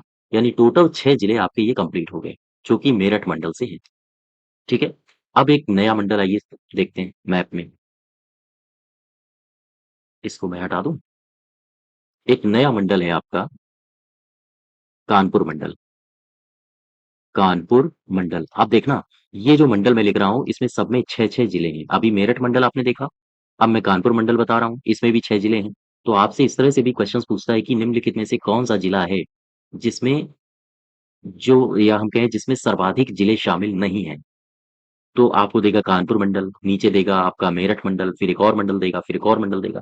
तो ऐसे करके आपके ऑप्शंस हो जाता है, ठीक है? हर तरफ से तैयार रहें। कानपुर मंडल में सबसे पहला जिला कौन-सा आएगा? सबसे पहले तो आएगा आपका कानपुर। दूसरा कानपुर के आसपास के क्षेत्र, एक तो है कानपुर नगर और फिर है कानपुर देहात, ठीक? तीसरा जिला कौन-सा आएगा? तीसरा जिला आएगा इसका इटावा, ठीक है। चौथा जिला कौन सा आएगा? फर्रुखाबाद। फर्रुखाबाद। पांचवा जिला याद रखो कन्नौज। और छठा जिला याद रखो औरैया। औरैया। ठीक। अब जरा देखो कानपुर नगर इनका मुख्यालय तो कानपुर में ही है। कानपुर देहात का मुख्यालय याद रखना, इसका हेडक्वार्टर कहाँ पर है? इसका हेडक्वार्टर है अकबरपुर में। लेकिन अकबरपुर केवल अकबरपुर नहीं है, माती भी साथ में है। ठीक है। इटावा इटावा में है। फर्रुखाबाद का याद रखो फतेहगढ़ में है। फतेहगढ़ में। कन्नौज का कन्नौज में ही है, औरैया का औरैया में। अब जरा इनकी लोकेशन देखो मैप में। कानपुर मंडल ये वाला जो आपको क्षेत्र दिख रहा है ये कानपुर नगर है, और जो इधर वाला क्षेत्र है ये है कानपुर देहात। ठीक, ये वाला इलाका। अब कानपुर नगर और कानपुर देहात के अलावा आप इटावा में भी आओगे, तो कानपुर नगर, कानपुर देहात, इसके बाद ये है औरैया, ये है इटावा। ठीक है, यहाँ पे कानपुर नगर हो गया, देहात हो गया, इटावा हो गया, औरैया हो गया। अब फर्रुखाबाद और कन्नौज को पकड़ लो। कानपुर के ऊपर की तरफ बढ़ो तो ये फर्रुखाबाद है। ठीक है, ये वाला क्षेत्र कानपुर के ठीक ऊपर ये फर्रुखाबाद है। एक मिनट, ये कानपुर के ठीक ऊपर ये है फर्रुखाबाद और ये है कन्नौज। ये एटा है ना? ये जो लंबा सा क्षेत्र है ये एटा है। एटा के ठीक पूर्व में यहाँ पर फर्रुखाबाद होना चाहिए, क्योंकि पांचाल का ये क्षेत्र है। हाँ ठीक है, सही है। कानपुर के ऊपर ये कन्नौज है और ये है फर्रुखाबाद। अब जरा इसको एक मैप में आप ड्रॉ कर लो। ये कानपुर है। मेरा कर्सर कानपुर और उन्नाव के बॉर्डर में चल रहा है। इसके बाद आप ऊपर की तरफ आओगे तो आपको मिलेगा ये वाला क्षेत्र जो कि कन्नौज है। इसके बाद आप और ऊपर आओगे तो ये वाला क्षेत्र जो कि फर्रुखाबाद है। ठीक। फर्रुखाबाद को पकड़ के नीचे की तरफ आओ और इस क्षेत्र में चले जाओ, ये है इटावा। इटावा को पकड़ के नीचे की तरफ आओ, और ये जब आप इटावा से नीचे उतरोगे तो आपको मिलेगा ये वाला क्षेत्र औरैया। और इसके बाद ये कानपुर देहात है, और फिर आके कानपुर नगर में आप मिल दो। तो जिले देखो कितने हो गए, 1 2 3 4 5 6, है ना? टोटल जिले हो गए 6। अब जरा इनको आप बॉर्डर खींच दो। तो एक तो जिला आपका ये हो गया। ठीक, इटावा हो गया ये। दूसरा जिला आपका ये हो गया, है ना? ये वाला एरिया। तीसरा जिला आपका हो गया ये वाला क्षेत्र। चौथा जिला आपका हो गया ये वाला इलाका। ठीक। कितने जिले हो गए, 1 2 3 4 5 और 6। अब जरा इनको मैं लिख देता हूं। ध्यान दो, ये वाला जो क्षेत्र है ये है फर्रुखाबाद। ठीक। ये वाला जो इलाका है ये क्या कहलाएगा, कन्नौज। ये वाला जो क्षेत्र है इसे क्या आप कहोगे, इसे कहोगे आप कानपुर नगर। बात समझ पा रहे हो? ये वाला इलाका क्या कहलाएगा, ये कहलाएगा कानपुर देहात। इस इलाको इस इलाके को क्या कहोगे आप, ये कहलाएगा आपका ये इटावा है, नीचे वाला औरैया हो जाएगा, है ना? ये वाला क्षेत्र इटावा हो जाएगा। ठीक है। तो ये पूरा का पूरा मंडल है आपका कानपुर मंडल। अब जरा इनमें एक एक करके डिस्कस कर लेते हैं इन सभी जिलों के बारे में। तो देखो, कौन सा मंडल था? मंडल था कानपुर मंडल। कानपुर मंडल। ठीक है। कानपुर मंडल में मैंने अभी कितने जिले बताए थे? टोटल 6 जिले हैं। टोटल 6 जिले हैं। मैंने कौन-कौन से जिले बताए? सबसे पहले मैंने बताया कानपुर नगर, दूसरा मैंने बताया कानपुर महानगर, तीसरा मैंने बताया आपको इटावा, चौथा मैंने बताया औरैया, ठीक है? पाँचवाँ मैंने बताया था कन्नौज, छठा मैंने बताया था ये कौन-सा था? फर्रुखाबाद। फर्रुखाबाद। ये टोटल 6 जिले हो गए, ठीक है? जो कि कानपुर मंडल की शोभा बढ़ाते हैं या कानपुर मंडल में शामिल हैं। जैसे मैं एक प्रश्न आपसे लिख रहा हूँ। मैंने लिखा निम्नलिखित में से कौन-सा जनपद है? ध्यान देना प्रश्न को। चलिए नए पेज से लिखता हूँ। निम्न में से कौन-सा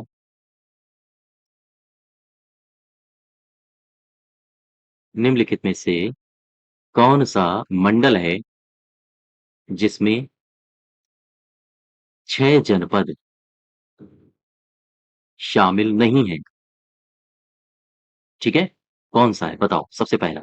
मैंने लिखा लखनऊ मंडल, मैंने दूसरा लिखा कानपुर मंडल, तीसरा मैंने लिखा मेरठ मंडल, और मैंने चौथा लिखा प्रयागराज मंडल। बताइए, कौन-सा जिला है जिसमें 6 जिले शामिल नहीं हैं?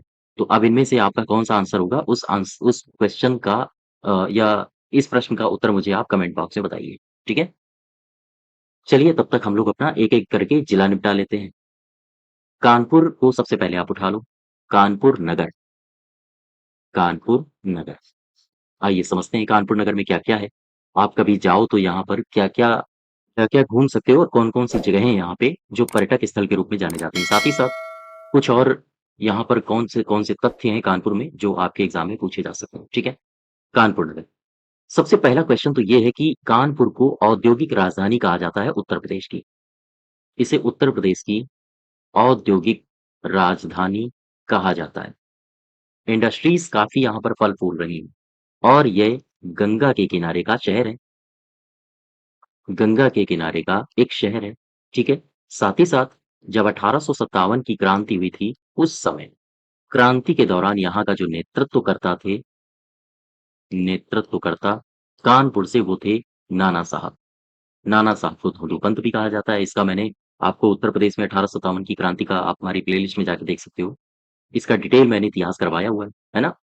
कानपुर में औद्योगिक राजधानी है, उद्योग फल-फूल रहा है, तो यहाँ पर लेदर का काम बहुत होता है, इसीलिए कानपुर को लेदर सिटी भी कहा जाता है। लेदर सिटी यहाँ भी कहा जाता है, ठीक है? हालाँकि चेन्नई में सबसे ज़्यादा काम होता है लेदर का, लेकिन जो लेदर की फैक्ट्रियाँ हैं, वो कानपुर में भी पर्याप्त मात्रा में हैं और इसे लेदर सिटी की भी संज्ञा दी जाती है। कानपुर को यहाँ पर सूती मिल भी हैं, कपड़े का काम भी होता है, होज़री का काम भी होता है, इसी वजह से उत्तर प्रदेश का या हम कहें उत्तर भारत का मैनचेस्टर भी कहा जाता है, ठीक है? कानपुर को। तो ये कुछ तथ्य हैं, जो आपको पता होने चाहिए। आई होप आपको पता भी होंगे, काफ़ी सिंपल तथ्य हैं। यहाँ पर एक स्टेडियम है जिसे कहा जाता है ग्रीन पार्क स्टेडियम, है ना? ये कानपुर में ही है और सबसे बड़ी बात कानपुर पढ़े-लिखों में भी आगे है। जो महिला साक्षरता है, वो कानपुर में ज़्यादा है महिला साक्षरता यानी यूपी में सबसे ज़्यादा महिला साक्षरता यहीं कानपुर नगर की है ना? पुरुषों में यानी पुरुष चाहे भले ना पढ़े हों, लेकिन यहाँ की महिलाएँ खूब पढ़ी हैं, ठीक है? अब आ जाओ कानपुर, ये तो नगर था, अब आ जाओ देहात में। कानपुर देहात। कानपुर देहात से ज़्यादा क्वेश्चन्स नहीं बनते हैं, बस 2-4 बातें हैं, जो आपको पता होनी चाहिए। जैसे पीसीएस में एक क्वेश्चन पूछा जा चुका है कि कानपुर का सबसे पहले तो हेडक्वार्टर मुझे बता दो, अकबरपुर। ध्यान दो, मैं माती भी लिख रहा हूँ साथ में, इस शब्द को पकड़ना, ये शब्द खोजना चूँकि अकबरपुर एक जिले का और मुख्यालय है, वो है अम्बेडकर नगर का। जब आप अम्बेडकर नगर का हेडक्वार्टर ढूँढोगे, तो आपको मिलेगा अकबरपुर।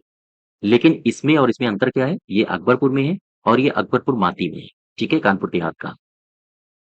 यहाँ से 2-3 क्वेश्चन्स और प्रीवियस ईयर्स में पूछे जा चुके हैं और यही बार-बार रिपीट होते हैं। जैसे आपसे पूछा जाए कि मुझे बताओ शुक्ला तालाब, ये कहाँ पर है?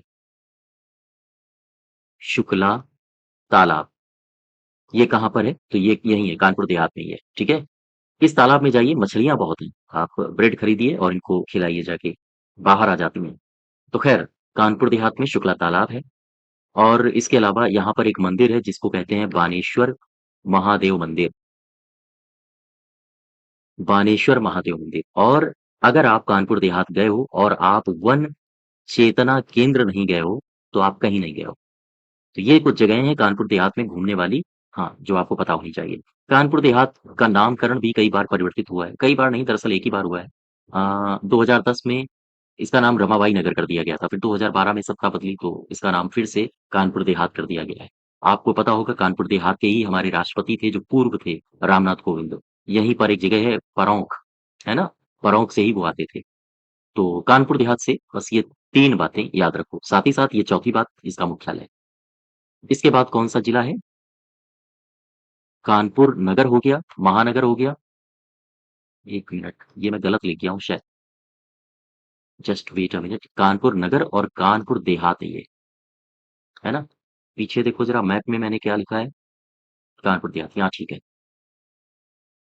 ठीक, अब देखो, कानपुर देहात के बाद आप उठा लो इटावा को। तो ये कुछ गलतियाँ हो जाती हैं, इनको आप करेक्ट कर लेना। इटावा को उठाओ। इटावा से कौन-कौन सी बातें हैं जो आपको पता होनी चाहिए? सबसे पहले इटावा किस मंडल के अंतर्गत आता है? तो आप बताओगे कानपुर मंडल के अंतर्गत, ठीक है? इटावा में ये किस नदी के तट पर है? सबसे पहला क्वेश्चन, ये है यमुना नदी के तट पर। यमुना नदी के तट पर अवस्थित है। ठीक है? ये यमुना नदी के तट पर अवस्थित है। और एक सबसे खास बात, जो इंडियन नेशनल कांग्रेस के संस्थापक थे एओ ह्यूम साहब, तो वो इटावा के ही कलेक्टर भी रह चुके थे। तो इंडियन नेशनल कांग्रेस के संस्थापक एओ ह्यूम, ये इटावा के कलेक्टर भी रह चुके थे, ठीक है? याद रखो। और इटावा से कई सारे दिग्गज नेता आते हैं, जैसे आपने नाम सुना होगा यादव जी का, मुलायम सिंह यादव, है ना? इनका संबंध इटावा से ही है।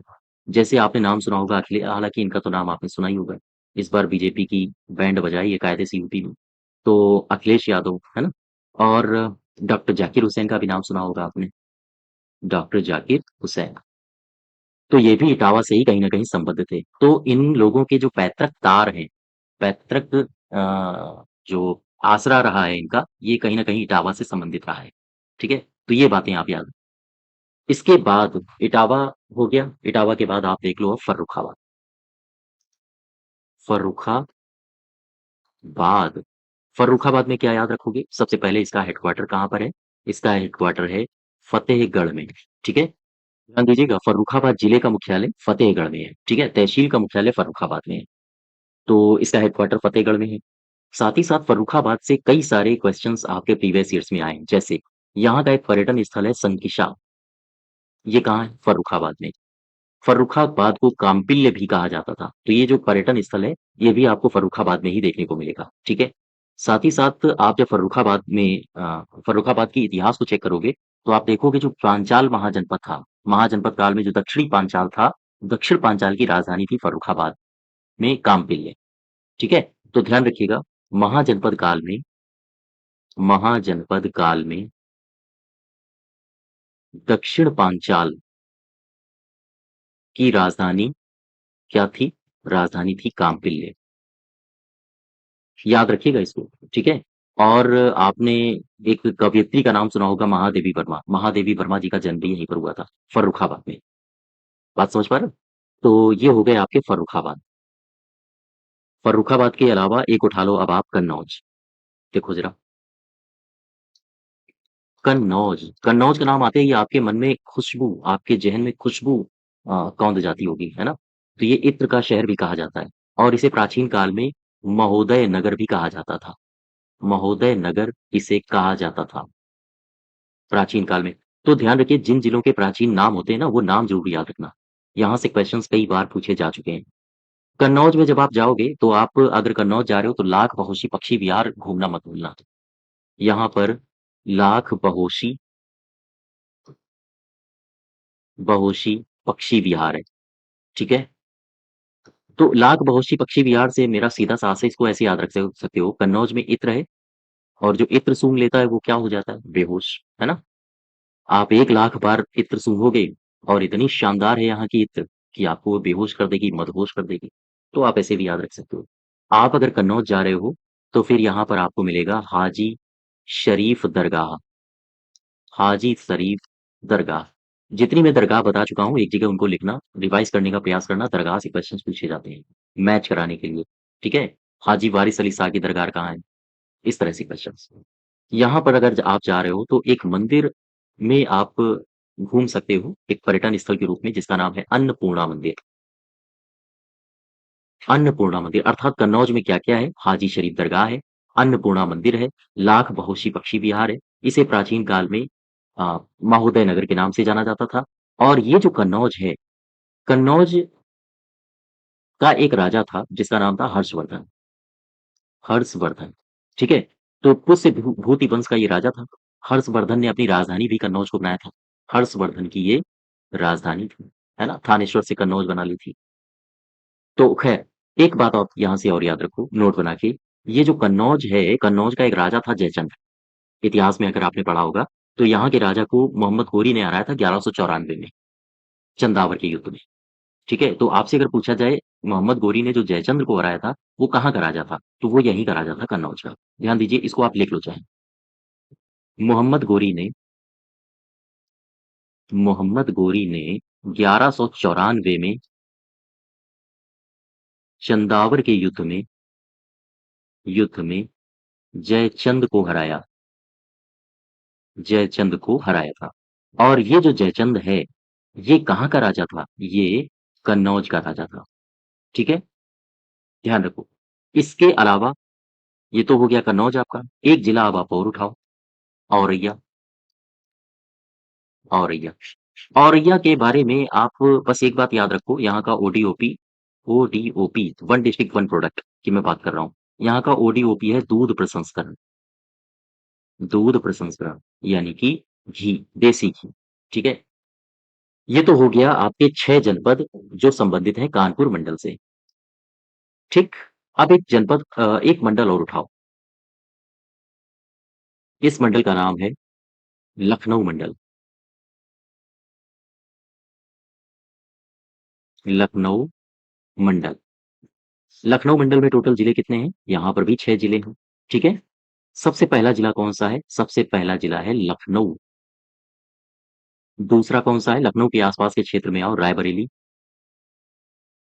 तीसरा कौन-सा है? तीसरा है सीतापुर। ठीक है, चौथा कौन-सा है? ये लखनऊ हो गया, रायबरेली हो गया, सीतापुर हो गया। इसके बाद आप उठा लो उन्नाव को, पाँचवाँ उठा लो लखीमपुर, लखीमपुर खीरी को, है ना? और छठा उठा लो आप हरदोई को। ये टोटल हो गए 6 जिले। अब ज़रा इनमें आप एक-एक करके ड्रा करो मैप में। ये है कानपुर नगर, ये है उन्नाव, ये है लखनऊ और इधर है बाराबंकी। ठीक? तो बाराबंकी में आपको नहीं जाना है, आपको आना है लखनऊ और लखनऊ से ऊपर की तरफ बढ़ चलना है। ये लखीमपुर खीरी है, लखीमपुर खीरी लखनऊ मंडल में ही आता है, तो लखीमपुर खीरी से शुरू करो।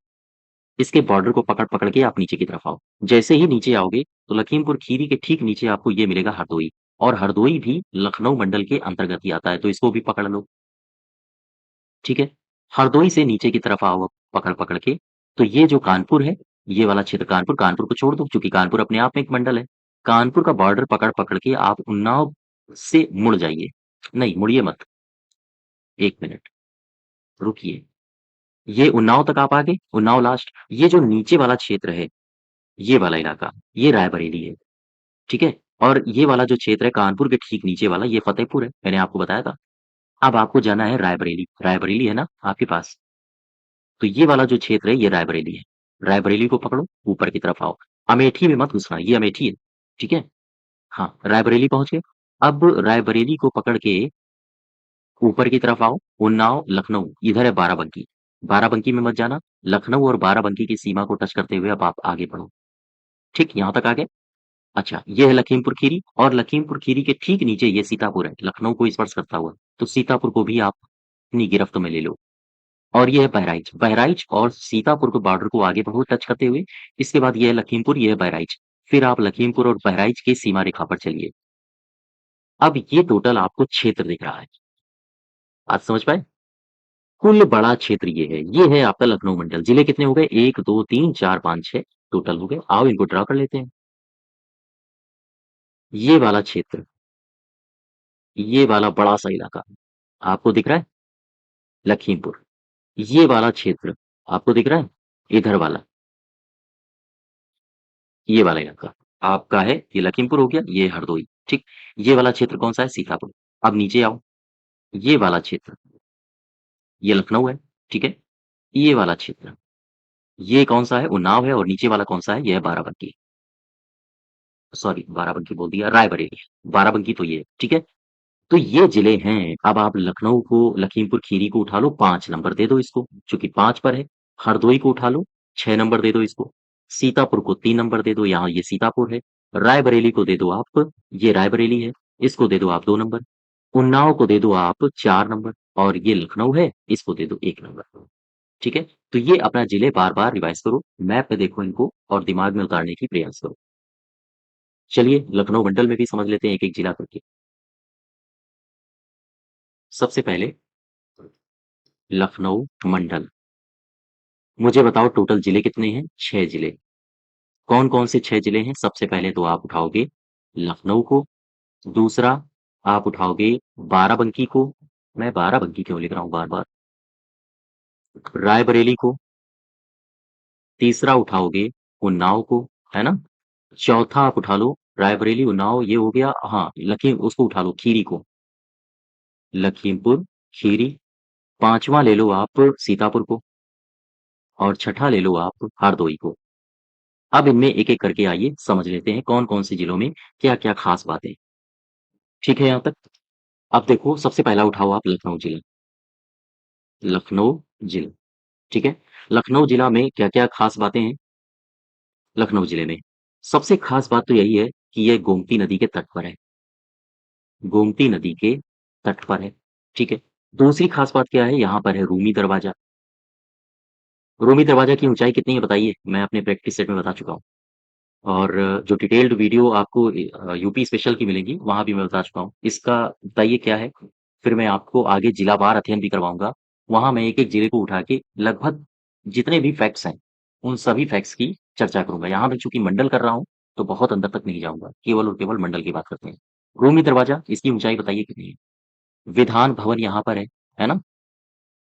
विधान भवन यहीं पर है। यहीं पर एक मंदिर है जिसको कहते हैं, ये काफी पूछा जाता है, मनकामेश्वर। मनकामेश्वर मंदिर यहीं पर है। अच्छा, यहाँ की हस्तशिल्प काफी फेमस है। ये कई बार पूछा जा चुका है। जैसे यहाँ पर है चिकन करी, ये हस्तशिल्प है यहाँ की। यहाँ है जरी जरदोजी, वो डीओपी है यहाँ का, है ना? जरदोजी। यहाँ पर क्या है, यहाँ पर है लाल बारादरी। लाल बारादरी यहाँ पर है आपका। आ, एक इमाम बाड़ा है जिसको बनवाया था आसिफ उद्दौला ने। तो आसफ उद दौला इमाम बाड़ा है यहाँ पर, ठीक है। यहाँ पर छतर मंजिल है, छतर मंजिल है यहाँ पे। तो ये सारी बातें हैं लखनऊ में। लखनऊ में एक हेडक्वार्टर है सिडबी का। SIDBI small industrial development bank of India, इसका हेडक्वार्टर कहाँ है? ये है लखनऊ में, ठीक है। और मुझे बताओ, लखनऊ राजधानी बनी थी क्या उत्तर प्रदेश की? अगर बनी है तो कब बनी है? लखनऊ राजधानी तो बनी है, क्योंकि आज लखनऊ राजधानी है, तो ये कब बनी थी? तो ध्यान रखिएगा, 1921 में, 1920-21 में, 1920-21 में जो लखनऊ है, लखनऊ को आंशिक राजधानी बनाया गया था अवध का, यानी उत्तर प्रदेश का। आंशिक राजधानी बनी। इसके बाद क्या हुआ? 1935 से इसे पूर्ण रूप से, पूरी तरह से लखनऊ को उत्तर प्रदेश की राजधानी बना दिया गया। पूर्ण रूप से इसे राजधानी बना दिया गया, ठीक है। बात समझ पा रहे हो आप हमारी? अच्छा, अब एक क्वेश्चन और मुझे बताओ। अगर मैं नवाबी कार्यकाल में चला जाऊं, जब नवाब हुआ करते थे, तो उस समय उत्तर प्रदेश की राजधानी थी फैजाबाद। तो फैजाबाद से लखनऊ कौन लाया था राजधानी, बता सकते हो आप? हाँ, बिल्कुल बता सकते हैं। नवाब आसफ उद दौला। आसफ उद दौला ने अवध की राजधानी, अवध की राजधानी फैजाबाद से कहाँ लाया था ये? इसने लखनऊ स्थानांतरित की, ठीक है। तो इसका नाम याद रखो, आसफ उद दौला। इसी ने स्थानांतरित करी थी राजधानी को फैजाबाद से लखनऊ, ठीक। इसके बाद फिर ये चली गई थी इलाहाबाद, राजधानी हो गई थी। फिर इसके बाद ये लखनऊ स्थानांतरित हुई। तो खैर, ये मैं इतिहास पूरा आपको डिटेल में करवा चुका हूँ, आप प्ले लिस्ट आप चेक कर सकते हो। तो अच्छा, एक मुझे बात बताओ, जब 1857 की क्रांति हो रही थी, तो लखनऊ से नेता कौन था? लखनऊ से नेतृत्व करता कौन था? तो ये थी बेगम हजरत महल। बेगम हजरत महल के पुत्र का नाम बताओ, बेजिस कादिर इनके पति का नाम बताओ। ये अंतिम नवाब थे जो बंगाल भेज दिए गए थे अंग्रेजों के द्वारा। क्या नाम था इनका? अ, ये ठुमरी की बंदिशें भी लिखा करते थे, मुझे नाम याद नहीं आ रहा है। बिंदादिन नहीं थे। Just wait a minute. Begum Hazrat Mahal के पति, ये अंतिम नवाब थे, देखो नाम मैं स्किप करके आया। वाजिद अली शाह, है ना? 1857 की क्रांति के नेतृत्वकर्ता बेगम हजरत महल थी। इनके जो पति थे वाजिद अली शाह थे। तो वाजिद अली शाह, अगर आपसे पूछा जाए लखनऊ के अंतिम नवाब कौन थे, अंतिम नवाब, इनका नाम था वाजिद अली शाह, ठीक है। इनका नाम मत भूलना। बार बार रिवाइज करो तो आप नहीं भूलोगे। और जब आप चीजों को छोड़ देते हो काफी समय तक, तो वो दिमाग से भूल जाती हैं, दिमाग से निकल जाती हैं। और फिर आवश्यकता पड़ती है कि आप उनका रिवीजन करो, ठीक है। तो ये तो हो गया आपका लखनऊ थोड़ा सा ओवरव्यू। इसके बाद आप उठाओ रायबरेली को, और रायबरेली से दो चार बातें। रायबरेली, ठीक है? इस बार राहुल गांधी रायबरेली से जीते हैं और रिकॉर्ड वोटों से जीते हैं, आपको पता भी होगा, है ना? तो रायबरेली अच्छा अमेठी से कौन जीता है बता सकते हो जिसने स्मृति ईरानी को हराया है? बताइए, ये तो अपने आप में रिकॉर्ड है। कमेंट बॉक्स में मुझे बताइए।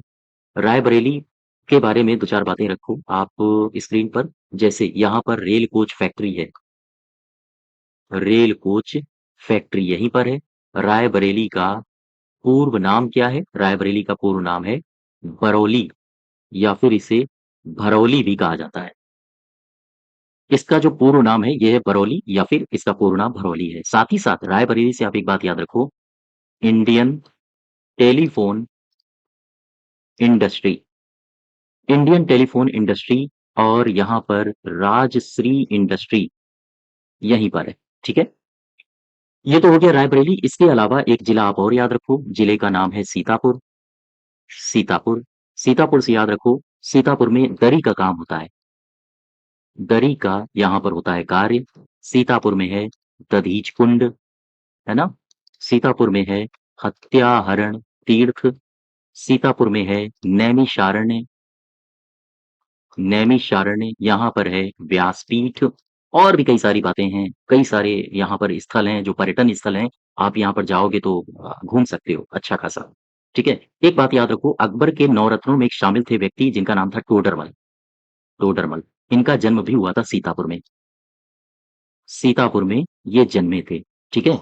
और ये लहरपुर ग्राम में इनका जन्म हुआ था, ये भी याद रखो, ठीक? लहरपुर ग्राम में इनका जन्म हुआ था टोडरमल का। अच्छा, एक ये तो हो गया सीतापुर। अब नेक्स्ट जिला देखो उन्नाव। उन्नाव भी लखनऊ मंडल के ही अंतर्गत आता है। यहाँ पर नवाबगंज पक्षी विहार है, पक्षी विहार है। साथ ही साथ यहाँ पर राजेश्वरी श्री विद्या मंदिर है। साथ ही साथ 23 जुलाई 1906 को क्या नाम है इनका क्रांतिकारी जी का, चंद्रशेखर आजाद तिवारी जी का जन्म हुआ था। और ये जो उन्नाव का बदरका ग्राम है, बदरका ग्राम संबंधित है चंद्रशेखर आजाद के पैतृक या पितृ जो थे, उनका जो पैतृक निवास था वो संबंधित है उन्नाव से, ठीक है? ग्राम बदरका से। तो चंद्रशेखर आजाद जी का भी कहीं न कहीं संबंध उन्नाव से है और 23 जुलाई 1906 को इनका जन्म भी हुआ था।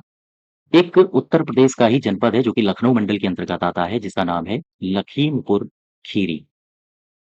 लखीमपुर खीरी में है Dudhwa national park, Dudhwa national park, ठीक है? लखीमपुर खीरी का पुराना नाम याद रखो, पुराना नाम ये है लक्ष्मीपुर, ठीक है? और उत्तर प्रदेश में क्षेत्रफल के आधार पर सबसे बड़ा जनपद कौन-सा है? सबसे बड़ा जनपद है यही लखीमपुर खीरी, ठीक है? लखीमपुर खीरी के बाद एक जनपद लखनऊ मंडल का और है हरदोई। हरदोई से 2-3 बातें हैं केवल, वो याद रखना। इसका एक तो आप पुराना नाम याद रखो, ये है हरिद्रव्य, इसे कहा जाता था, हरिद्रव्य। और यहाँ पर एक जगह है बिलग्राम। बिलग्राम क्यों फेमस है? चूँकि यहाँ पर शेर शाह सूरी और हुमायूँ के बीच लड़ाई हुई थी, जिसमें शेर शाह सूरी विजयी हुआ था, ठीक है? साथ ही साथ यहाँ पर है दहर झील और सांडी झील, ये दोनों झीलें याद रखो जो कि हरदोई से हैं। तो ये हमारा हो गया लखनऊ मंडल, जिसके हमने 6 के 6 जिले कवर कर लिए, ठीक है? तो लखनऊ मंडल में आप इन सारी बातों को याद रखो। साथ ही साथ ये हमारा चैप्टर क्लोज़ होता है उत्तर प्रदेश के मंडलवार अध्ययन, जिनका हमने जो कि 18 मंडलों का हमने अध्ययन किया और इन 18 मंडलों के अंतर्गत जो 75 जिले आते हैं, उन सभी को लगातार अध्ययन किया और इनके बारे में जो भी चीज़ें हो सकती थी, उनके बारे में भी हल्का-हल्का ओवरव्यू लेने का प्रयास किया। बात समझ गए? तो इसकी अगर आपको कंप्लीट पीडीएफ चाहिए तो आप हमारे टेलीग्राम चैनल से जुड़ सकते हो। साथ ही साथ चैनल को सब्सक्राइब करिए, वीडियो को शेयर भी करिए ज़्यादा से ज़्यादा। तो चलिए, मिलते हैं फिर किसी नए टॉपिक पर। तो तब तक के लिए धन्यवाद।